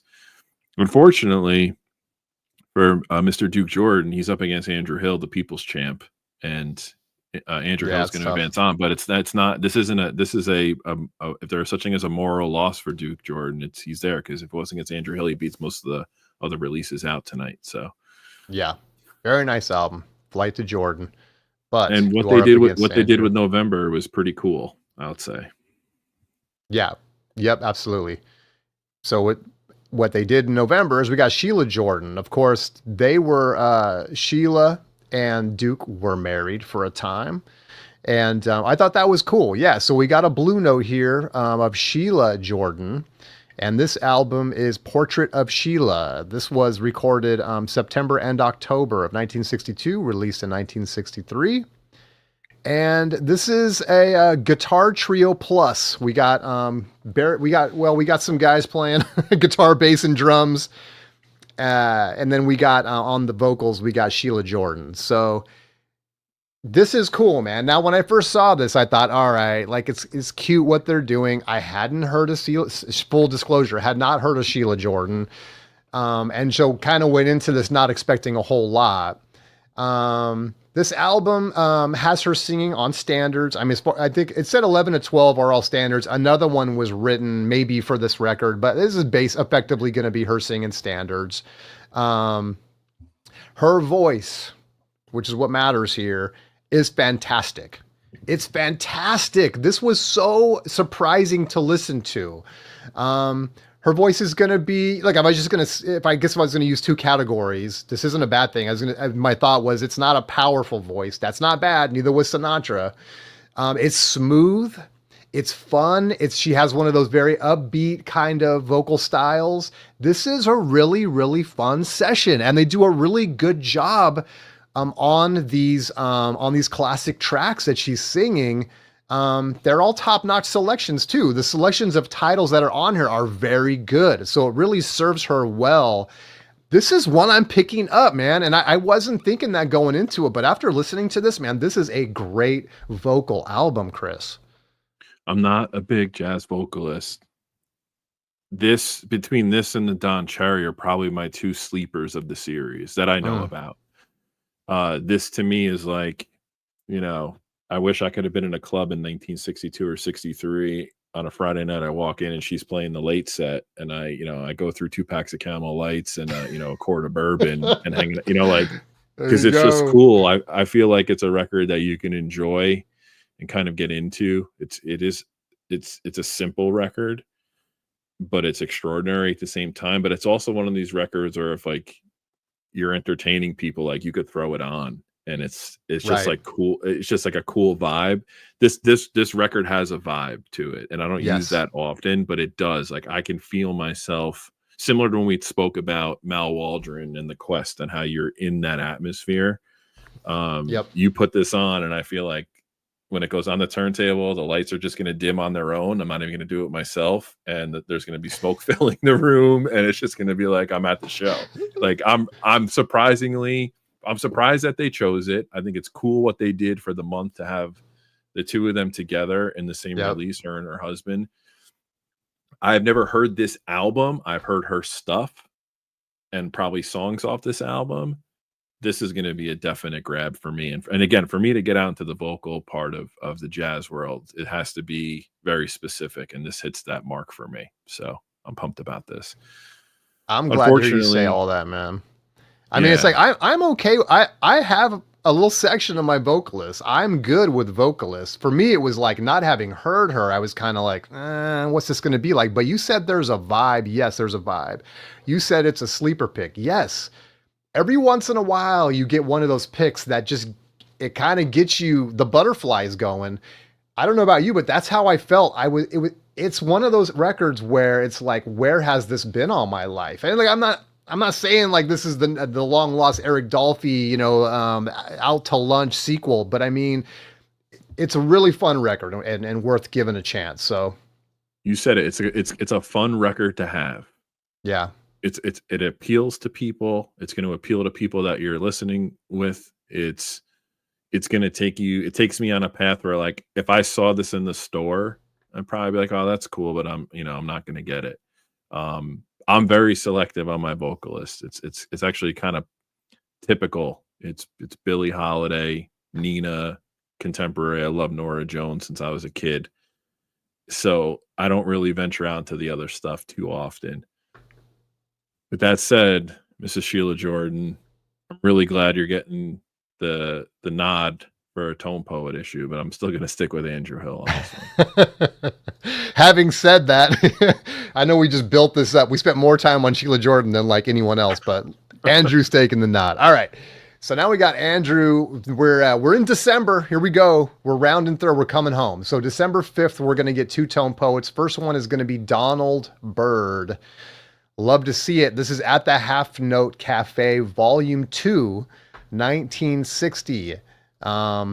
This record, so it's recorded in 1960, was released in 1961. This was at the Half Note Cafe in New York City. That is my guy Chris's stomping grounds. And this has, let's see, personnel. We got a quintet here. Donald Byrd on trumpet. Pepper Adams on baritone sax. Oh, here we go, baritone again. Duke Pearson on the keys. Layman Jackson on bass. Lex Humphrey on drums. All right. Took this one for a spin today. This has more extended stuff on it, and which is cool for a live session. Kind of reminds me of the Dolphy stuff that came out that he did live, which was more extended, which I love. I think this is the only live session I think in the whole mix today. I think the only one we're really getting in 2025, if my thinking is right here. This album is out of the gate swinging. Duke Pearson, great on piano. The whole rhythm section is great. These guys just swing together. This when I'm talking about cohesiveness, this is it. These guys are playing together. They're listening to each other, and they're just slaying out in this live session. It's fantastic. Pure D Funk is a fantastic blues on here. This is just a very fun session again. Not a lot of new ground being broken or anything like that, but this is just one of those, just a fun live album you can put on, chill out, like Chris said, break out the bourbon, smoke a cigar or two, and just enjoy this. It's a really, really good session. So I'm definitely going to add this one to the list in 11 months from now when it comes out. Okay, so I'm very excited for this for a lot of reasons, but I have some critiques on it. So I'm excited because they did volume 1 last year. Was it last year or the year before? Probably the year before. I don't think it was in 2024. Yeah, it was in 2023. So I'm very glad that they're kind of completing the series. Yeah.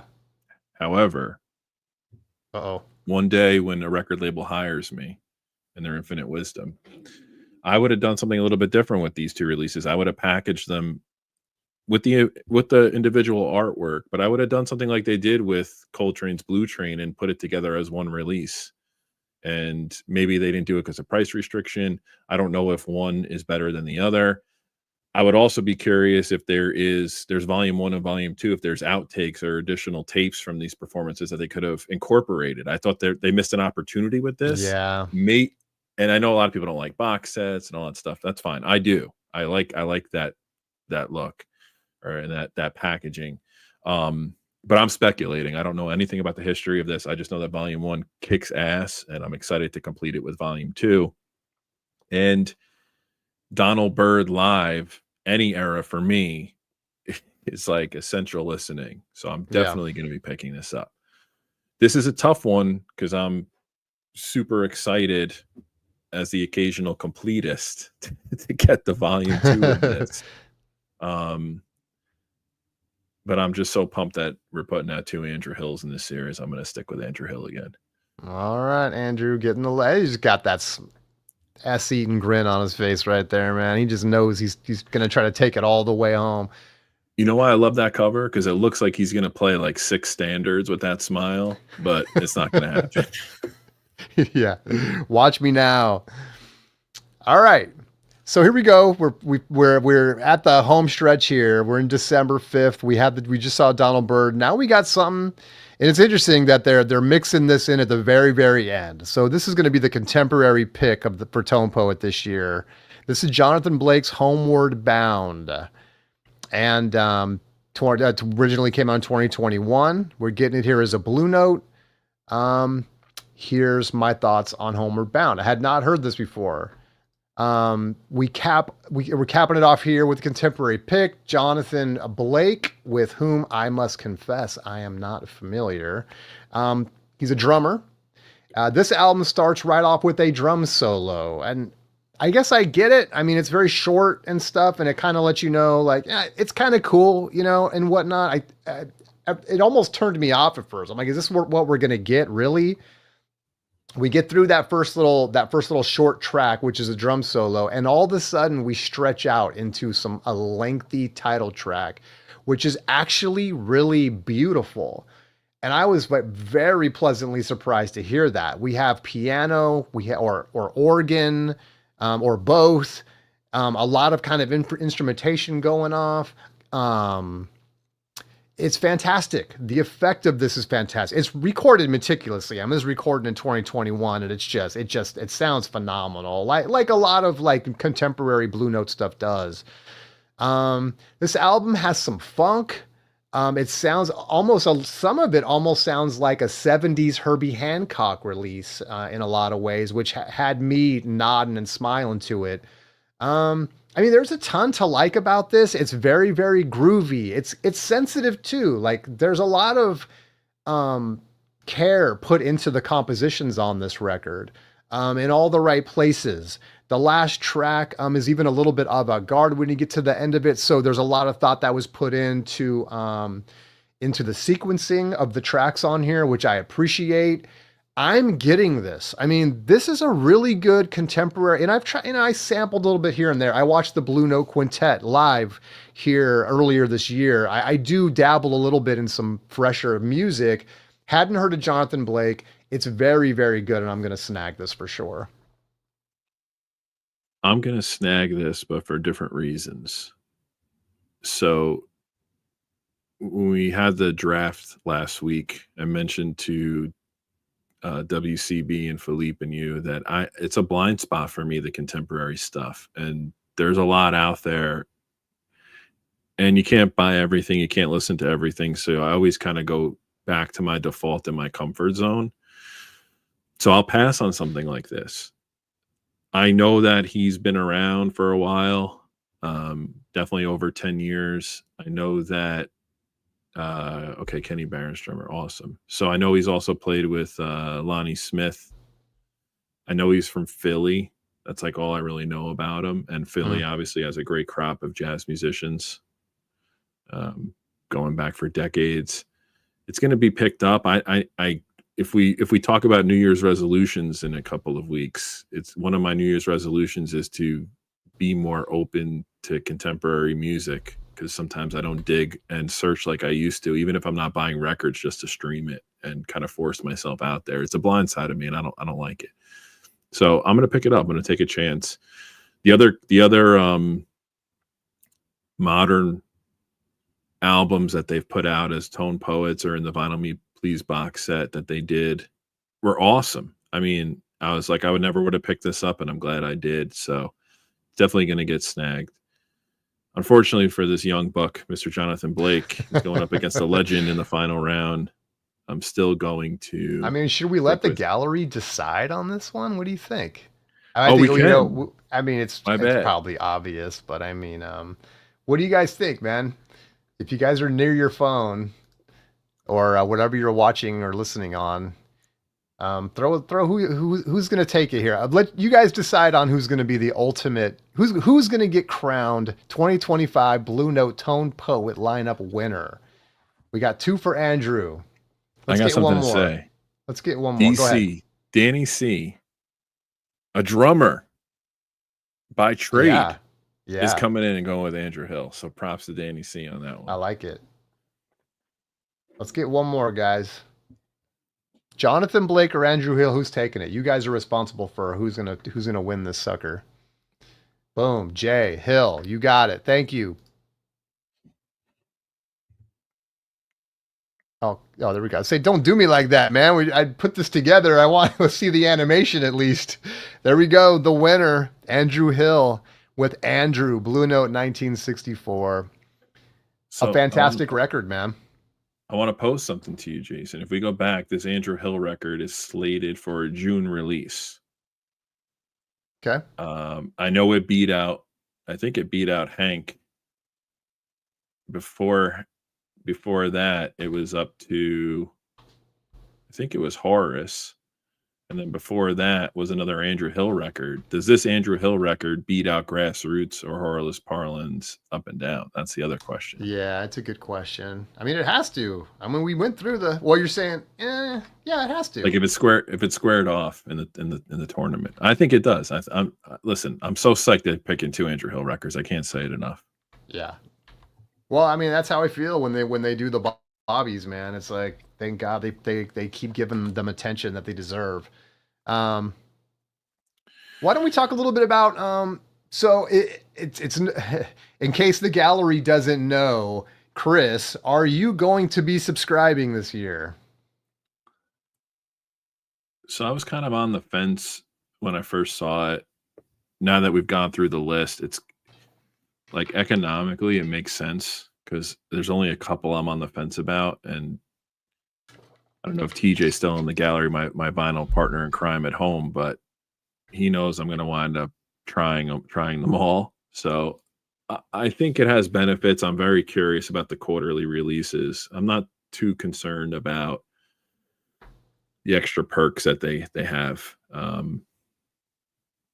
It's just an interesting time because I don't know why it didn't get more attention, but when this Impulse announcement comes out, I think it's in the next couple of days. I think people are going to be excited about that as well. Vinyl Me Please is upside down. I know that they were doing a lot of Blue Notes. I think they did the box set and maybe one other issue recently. Analog Productions has their corner of the subscription business on lock. I like what these labels are doing. I like that they're trying to make it exciting for people to want to buy from them direct. So I'm leaning towards some kind of subscription. I do have a bone to pick with them though. And maybe this in a case like you, Jason, where the subscription may or may not be something that you're interested in. And I guess maybe it depends on the schedule of releases, and it would be interesting to hear your opinion on this. But I think this kind of hurts independent record stores a little bit. If it's strange to me that they have basically used these outlets to get their product out, and they've used Amazon and all that stuff too.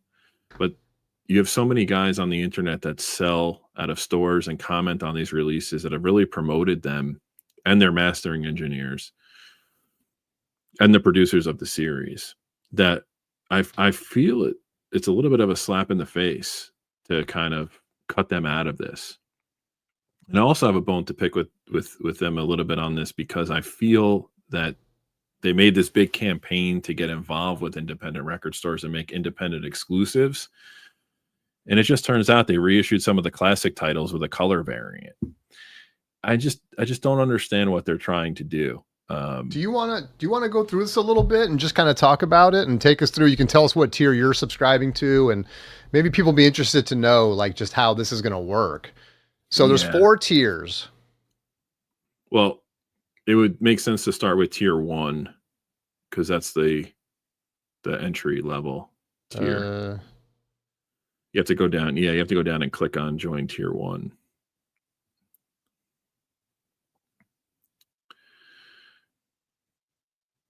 Whoa, so there you go. 743.52 build every. Okay, so this is the full on. You're paying a whole year in advance. I flip flop. This is the full year in advance. It's $195 discount. It gives you some accelerated. We can start here. So it's tier 4. Okay, so $77.96 build monthly. Basically, the cost of $39 or a little $38 for 2 Tone Poets, which is MSRP. You don't really get any other perks there, except if you scroll down a little bit, So every tier gets the 2-week shipping. You get content, behind the scenes access, a monthly newsletter. You say 2 First weeks looks shipping, you mean you get it 2 weeks early? 2 weeks early, prior to release date. And then the other perks, honestly, basically buying it direct and committing to it for tier 1 just get you the early access. This other stuff, I don't really know how fruitful it's going to be. I'm sure it'll be kind of cool, but you can see in the other tiers it kind of picks up quite a bit, the additional perks. All right, so that's tier 4. That's tier 4. That's just paying for 2 records every month, basically, but you get them 2 weeks early. Okay. Yeah. Tier 3. So tier 3, you start to save $3 or $4 a title, which is nice. You get all the perks that's in one. I think the only difference is if you scroll down a little bit more. I think this is where you start to get access to the limited edition. I don't think you get that in the first tier. So okay? So this is that quarterly. Okay, got it. Yeah, those are limited to 1,000. So you have access to it. It's another fee, obviously, to purchase those. Okay. Right, exactly. Tier 2.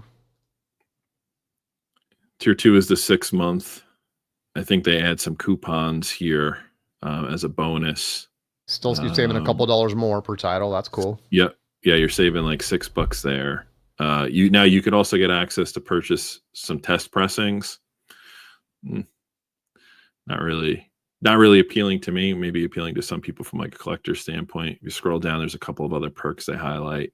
So you get a one-time 15% discount, a coupon that you can use. Now, I don't know what those exclusions would be, but I'm assuming if you wanted the Blue Note review, that coupon's not going to apply there. So outside of the Tone Poet series, you can apply it to a classic purchase. You might have to make a bulk purchase to make it worth your while. Maybe some sweatshirts, some wall art. I mean, all that stuff is really cool, and some of that stuff is pretty pricey, so that certainly helps. And then tier 4, if you do the full year, I mean tier 1. Sorry, I keep on flip flopping them. This is where you save. So it's $743. You're paying the full year in advance. 24 records. Yeah, you save $195. So you're down to $31 per title. Yep. Yep. You scroll down, you get the quarterly, you get the ability to turn purchase Tone Poets, you get a welcome package. This is cool. Now, I got to tell you, if I won this, I wouldn't know what I would do with myself because I don't know what the hell I'd ask Joe Harley. I might have to defer to some of our friends that are experts to join us on the call. But every quarter, they're going to raffle off a 15-minute video call with Joe Harley, which is kind of cool. That is cool. Maybe we can ask him why he has an infatuation with Stanley Turrentine. Well, if you win this, man, we got to get him on video. We're going to record it and put it on the channel. 100%. Then you get a 30% discount instead of the 15% discount one time. That's just once for the year? Yeah, once for the year. Now, the other thing that happens is they have their point system, which I don't know much about. I know people have made videos on it, but the purchase of the subscription, if I do the math, automatically ranks you up in their point system, and you start accumulating more points. And then if you spend some ungodly amount at the Blue Note store, I think it's like $15,000 or $20,000 in a year, you actually get a call with Don Was. So, oh my gosh, you better. Right. I don't even know. I think you have to buy every release digitally, physically, and all the wall art and every T-shirt they have to get to that level. So, look, I think free shipping too. Do you get free shipping when you just purchase these like as one-offs? You don't, right? You got to pay shipping. No, you don't. You do. That's actually a nice perk too. Actually, I think you have to pay shipping up until $100 on the Universal Music Store group, who distributes them. I think it's Universal. I think you have to pay, and they have deals sometimes, but the shipping is usually, I don't know, $8 to $10 if it's under 100. So that also helps. That's a good point. You're saving, figure at $8, you're saving almost $100 in shipping a year too. Yeah, that's nice. I think it's nice you're getting it at a discount. My whole beef with this is that it's for the collectors that go to the store to get them or order from Acoustic Sounds or In Groove or NXT or whatever. It's tough. But then, like to Danny's point or to your point, like the subscription might not be worth it because you're not going to get every title or a majority of them. And maybe you don't really care about the quarterly. What's going to be the anchor here is you're going to get people to subscribe right away because they've released the first title. If the second title is like a Lee Morgan or a Wayne Shorter or an Art Blakey, that's gonna. I'm sure they're gonna save that for Q3 and Q4 to try to accelerate it a bit. Yeah.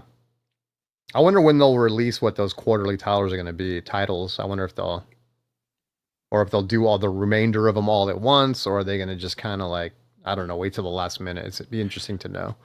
Here's the other frightening part about this. That's not frightening because I really don't care. I'm kind of frustrated with them, and some others in the vinyl community are too as well. But it just boggles my mind how Vinyl Me Please goes up to $50 a record, and these guys are able to do it, for $40 and then work down discounts in bulk. The impulse and it can't be a volume thing, right? Because I'm sure that VMP's got to be doing as much volume as Blue Note, don't you think?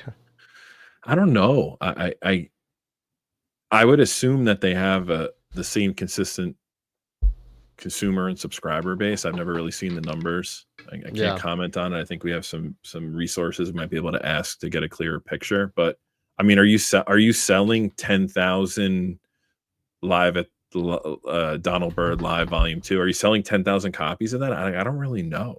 Yeah, and it's possible. I mean, it would be interesting if we could find out what Blue Train did. I mean, that was the biggest release they've ever done.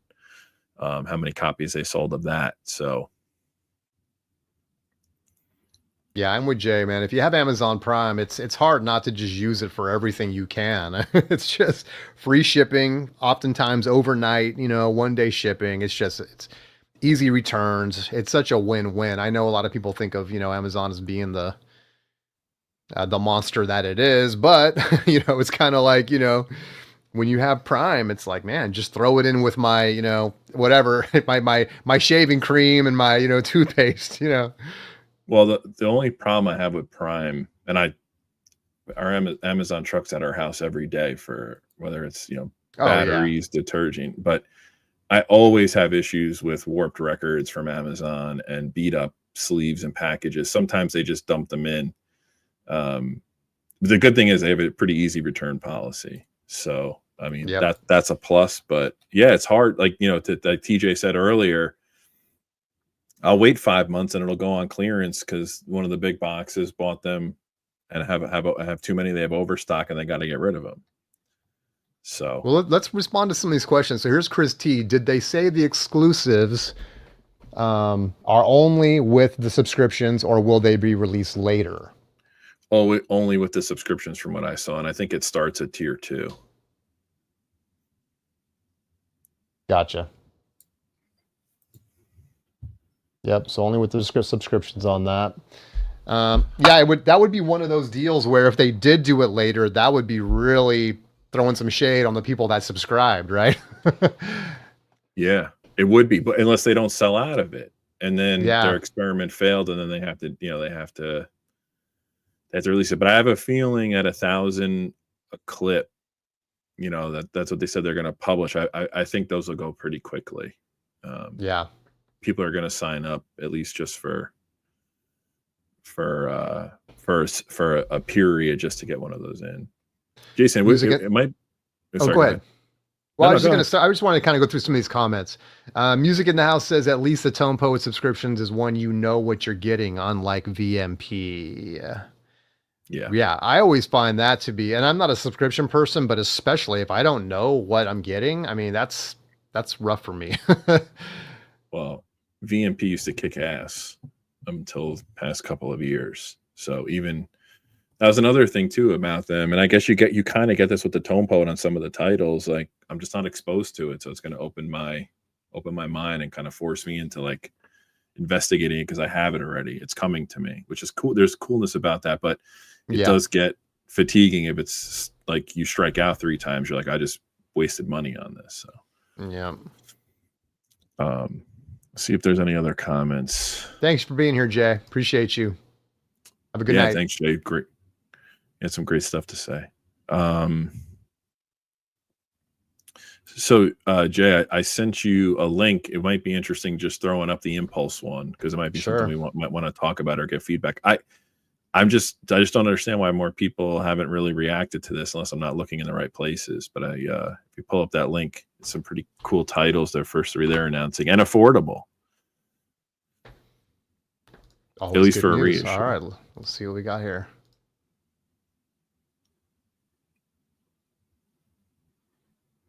So the Verve Record Club. Here we go. Load that up a little. Discover the new evolution in jazz vinyl collecting with the Verve Record Club. All right. I have bought a fair amount. In fact, Chance he sent me a link on this as well because I have purchased some records from Verve directly. Let's see. Is this where do we see the? Yeah, if you scroll down, it just kind of highlights what they're going to do for the first. So this is great, Okay. right? Prested RTI, 180 gram. From what I understand, the first few releases are all analog. If you scroll up, it's a little bit more expensive than a Tone Poet, but same idea here is if you commit to it, you get a break, and it's $2 more than a Tone Poet. These, however, are all numbered to 2,500 tip-on jackets. So this is I feel more of a premium play, maybe more marketable because it's going to be limited, and then same kind of perks. Again. Yeah, free shipping. 2,500 copies.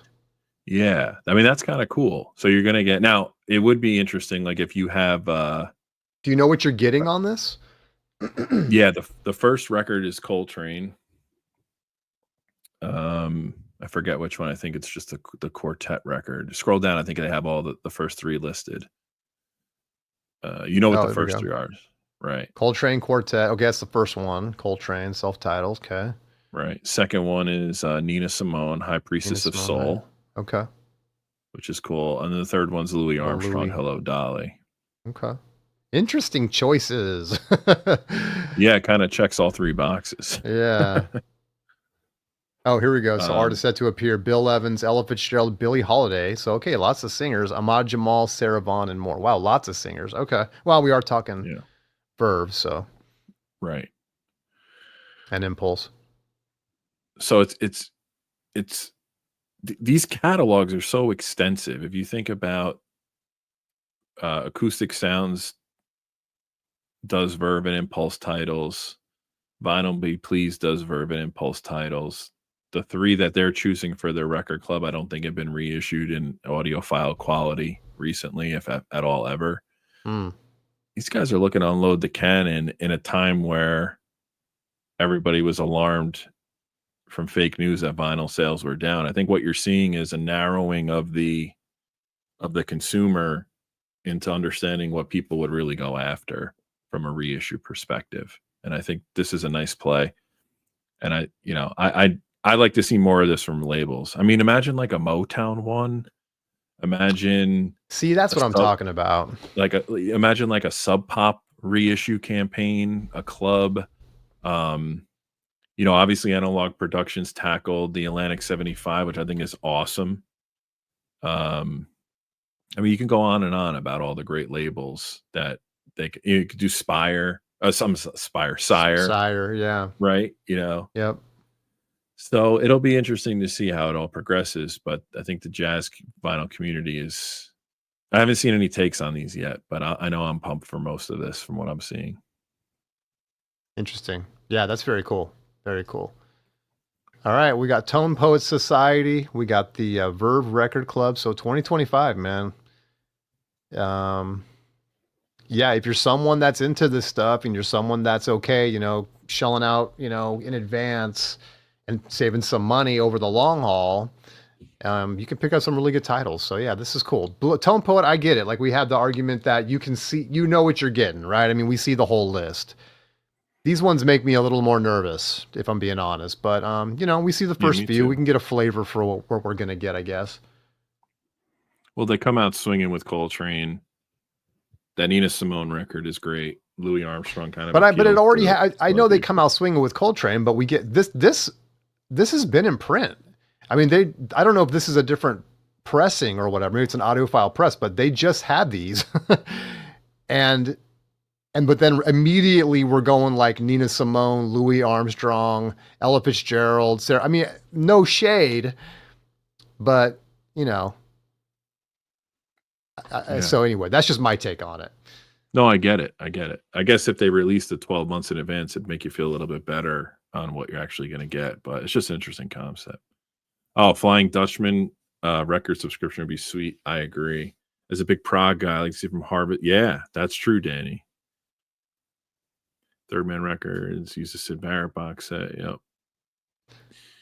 Yeah, Fan of the DMP, third. but like Chris mentioned, things went downhill. Any you want to comment on that at all, Chris? Like what happened, dude?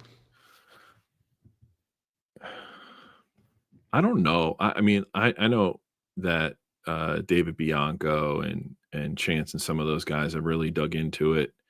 They seem to have more inside information, you know, of what caused it. For me, they went from this outstanding mix of Billboard type titles, like must haves and like unique nuggets or albums everybody should really be aware of, and they would really knock it out of the park a lot of times. And then I just felt they got a little too cute and indie with a lot of stuff. The hip hop track came out swinging, and then they just, I mean, just totally went off the rails with what they were choosing. The country track came out swinging and then got lame. And the QC, the quality control on this stuff, I mean, it's not a cheap subscription. You don't get a huge discount for paying in advance with them. And I went one time, 14 straight months returning defective records to them. And I'm picky, Oh man. but I mean coming out visually like just beat warped. And to their credit, they always replaced it, but it's like there's just a lot going on. I think they tried to get too big too fast and they forgot where they came from. I know the CEO had switched over and then the original one is back. I mean, if you had to return everything you ever purchased at least once to get a decent one, it's, I mean, Yeah, like it's no wonder just- why they bleed money. Yeah, I mean, that can't be cheap. What they do well consistently are the box sets. The anthologies are awesome. I've passed on quite a few of them because I think some of them are a little overpriced. Like the Def Jam one. First of all, the titles were atrocious, but it's very expensive. But like the Impulse one they did was awesome. The Miles one is insanely good. The Blue Note one was cool. That was like right as the Tone Poet series was launching. They're basically tone poets in that box. The Willie Nelson one is cool. I mean, I have a bunch of them. And I like that stuff that they do, but just the standard releases, I guess they probably lost some licensing. They're just not doing titles that I'm like, oh, I gotta have that. And there used to be, and I think Vinyl and Kicks might be able to speak to this as well in the chat, but there used to be a scarcity element or like a collector's element to their stuff. Like you were getting things that were long out of print or not available, like high quality reissues. And that seems to have gone away too. Like when they did a Sabbath record early on, they did a Fugees record, which was awesome. Queens of the Stone Age, Song for the Deaf. I can go on and on. Like those titles are just aren't there anymore. It just seems weird. Like they're doing a CCR this month, but that's been reissued before. So, well, we can maybe we round this out. We come full circle. Let's get back to Blue Note real quick. What do you think of the list overall, Chris? And then there's a couple of things to maybe get into to wrap up. But what do you think about the? Obviously, you're a member. You're going to subscribe. You're going to take advantage of all the perks, and that's fantastic. So we know that already. That's a given. But I mean, what do you think about this list as compared to other years? I mean, is there stuff on here you truly are gonna like? Are these ones you've been kind of championing at the bit for? What do you think of this? I think there's like 5 or 6 that I was like super psyched about. Thanks, Danny. Thanks, Danny. I'm very happy about most of the titles, and there's a couple a little on the fence about. So compared to other years, it's tough to say. I don't have them in my mind as what came out year by year, but overall, I've just been happy with the Tone Poet series, and I don't think they've dropped the ball in a lot of cases. I think the quality is fantastic, and I I just think what they do by keeping this alive and keep on making it available to people is really important. And I think that's the Yeah. thing that I take away from it. It just opened my mind to deeper parts of people's catalogs, expand on, if I like this player with this guy, what else have they played on? You can do all that research, but when they put it in the spotlight, there's something intrinsic that happens, as a curator or a collector or somebody into music that kind of just puts a different element of excitement about it. So I like it. I'm psyched about it. Yeah. How about you? Yeah, like I said, I mean, 2024, there was like a 50-50 for me, and that was fantastic. I mean, look, if there was just a handful of them, I'd be thrilled. I'm just glad, like to your point, this stuff is getting out there. Keeping the music alive is important, especially with this jazz stuff. And yeah, it's better than having to go out and spend $200 on Music Matters. I mean, I have one or two of those, very specific and special cases. But yeah, it's nice to be able to go out and get a nice, even a classic series for, $30. And to the point some people have made, if you frequent Amazon, oftentimes you can pick those up for sale for like $20 a piece. So that's that's awesome that we can do that. So just real quickly, let's wrap up. We'll kind of do the mic drop, because I just want to say, because I know we both have our thoughts about the packaging, and we know the classic series is going to be the big titles, and yet it's the cheaper series. It gets the cheaper pressings and the covers and all that stuff. And then the flagship is sort of the one that gets all the care and the love, are really the Tone Poets series. One, you get a gatefold with session photos for the most part. Not every pressing gets it. And then the other is just real kind of standard. I mean, for me, I'll just get into it. I think I've said this before, is that I would like them to do away with the gatefold at this point. Mostly because now I've seen the ones that come out of the Prestige series that they did. Who refresh my memory on who put those out? Analog Productions. Are phenomenal. I mean, they're not gatefolds. They're very more traditional in terms of what we get. It feels more classic. Quality control is there. The jackets are beautiful. The vinyl is beautiful. We don't need the gatefold. And so after having seen that, I'm sort of like, man, I think they have their covers printed at the same place. I would love if Tone Poet and Classic Series met in the middle. Do that. Get rid of the gatefolds. Give us an insert with the session photos or whatever, liner notes and stuff like that. I would be fine with that, but it would just make it feel more OG, I guess. Every time we're getting these fantastic albums, and these are classic jazz records, and then we get them in this gatefold. They take up a lot of space on the shelf, but also they just don't feel, I don't know. I just want to have my jazz records. I love that classic feel. And man, those Prestiges are so freaking nice. I would love to see them do something like that. So I know that's, pie in the sky thinking or whatever. They're not listening. But what about you, man? Are you good with the way they're kind of issuing the classic and the Tone Poets, or would you like them to kind of do something else? If you had some say in this, what would you do? Yeah, it doesn't deter me from buying the series. It would save me a lot of room. That would be great. Especially for you. I don't understand why you wouldn't treat the classic records with the Tone Poet care of the pressing quality, the packaging quality. But going back to my earlier comments, someone should be able to get Monin for $20. Right. They just should. So I guess they can't. I guess this is more of a boutique series or a targeted series for people who are into jazz rather than people who like music and want to know about jazz.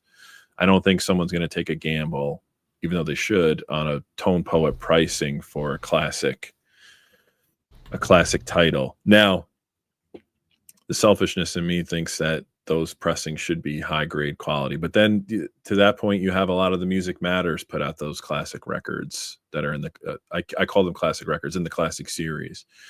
So maybe they're just trying to get in where they fit in and not duplicate the same product with different distribution. You know what I mean? Yeah. So it's tough for me to say. I guess if you're starting from ground zero, well, I think first off that the fact that they licensed this stuff to Music Matters and saw how well it did, I think that made them take it in house. And this is kind of the same behavior. They know how well it's selling in the store. Now they're going to take it in house and sell direct. Yeah, because they used to kinda see just that. have basically the classic series before the classic series. I forget what that was called, but they had was it the 75th, not the 75th anniversary, but 75th, not that one, but what was it called the before the 80th, classic series? 80th the or 80th. something? Yeah. Yeah, Something. yeah. Yeah, sounds right. But it was just one product, right? And then to your And they point, were maybe they saw Music Matters and was like, all right, we need a premium product. well, those 75 and 80s were in the US were digital too, right? Was the 80s? Is that the one I'm thinking of? Whatever turned into the classic series. I can't remember what it was called. Yeah, I can't remember either. Let me look it up. Quite frankly, anyway. that was before I was really paying attention to what the sourcing was. I didn't even care. I just wanted the album. I didn't have the Right. equipment to support, anything that's going to blow my mind or, the space. So just get what I could get. But yeah, no, I hear you. Like I'm the same on the gatefold, I'm the same on the packaging. It's not really nostalgia for me. It's just convenience. Yeah, Blue Note 80 Not- vinyl reissue series yeah, from 2019, and then it became the classic series. Yeah. right. Before that, obviously, was the 75th. Yeah. But you know what? If people keep buying and we all go crazy, I mean, this came out less than 12 hours ago. We're like, we got to do a show, right? I know. Because we're excited. We're excited. Yep. Yeah, so the 80th was AAA. So the 75th was digital, I think. The 75th was digital for sure in the US, and then in the UK there's some dispute. I've seen like all the UK issues I bought have a sticker on the front that says they are sourced from analog, and I have no reason to believe they weren't. But I know that 75th gets panned massively in the US because of the digital sourcing and stuff and quality control. And yeah, I have Happenings Bobby Hutcherson, and it sounds terrible. But then I have Cornbread and Juju and from the UK, and they sound phenomenal. So yeah, I don't know. It's hit or miss, but yeah, they've definitely improved on that. I don't see as many. I haven't seen really a lot of quality control issues coming out of Blue Note since they've done the classic and the Tone Poets series. So yeah, I mean, to your point, just to kind of maybe put a bow on it, I think it's great they're doing these things. The Tone Poets series is fun because yeah, it does give us. It takes a little deeper. It's those deep cuts that we get. And there were some pretty fun ones, I think, here on this list. So yeah, I'm stoked, man. I'm looking forward to 2025. There's some great stuff on there, and another Bobby Hutcherson. I mean, I can't complain. Nice. All right, man. Well, I'm gonna put everybody to bed, I think, man. Thanks everyone for hanging out. I hope you enjoyed this. Yeah, we were just excited to get a video out and just kind of talk about our thoughts on the 2025 Tone Poet releases. Please hit that like, hit that subscribe if you guys like this stuff. Chris and I are coming there. We were just here last night doing jazz drummers. So take that video out if you're interested. We're doing a whole jazz series on Mondays. And next Monday, we are doing trumpet players. So that'll be really fun. But yeah, man, it's good hanging out with you again, Chris. Long time no see. And yeah, we should do it again sometime. Yeah, we'll do it again. Maybe something will happen tomorrow. The classic series will get released. Well, I think tomorrow is a craft small batch announcement. So if it's jazz, we might have to jump all over that. All right, there you go. There you go. Don't go too far, guys. All right, you guys. Everybody. Thanks, everybody. We'll see you next time.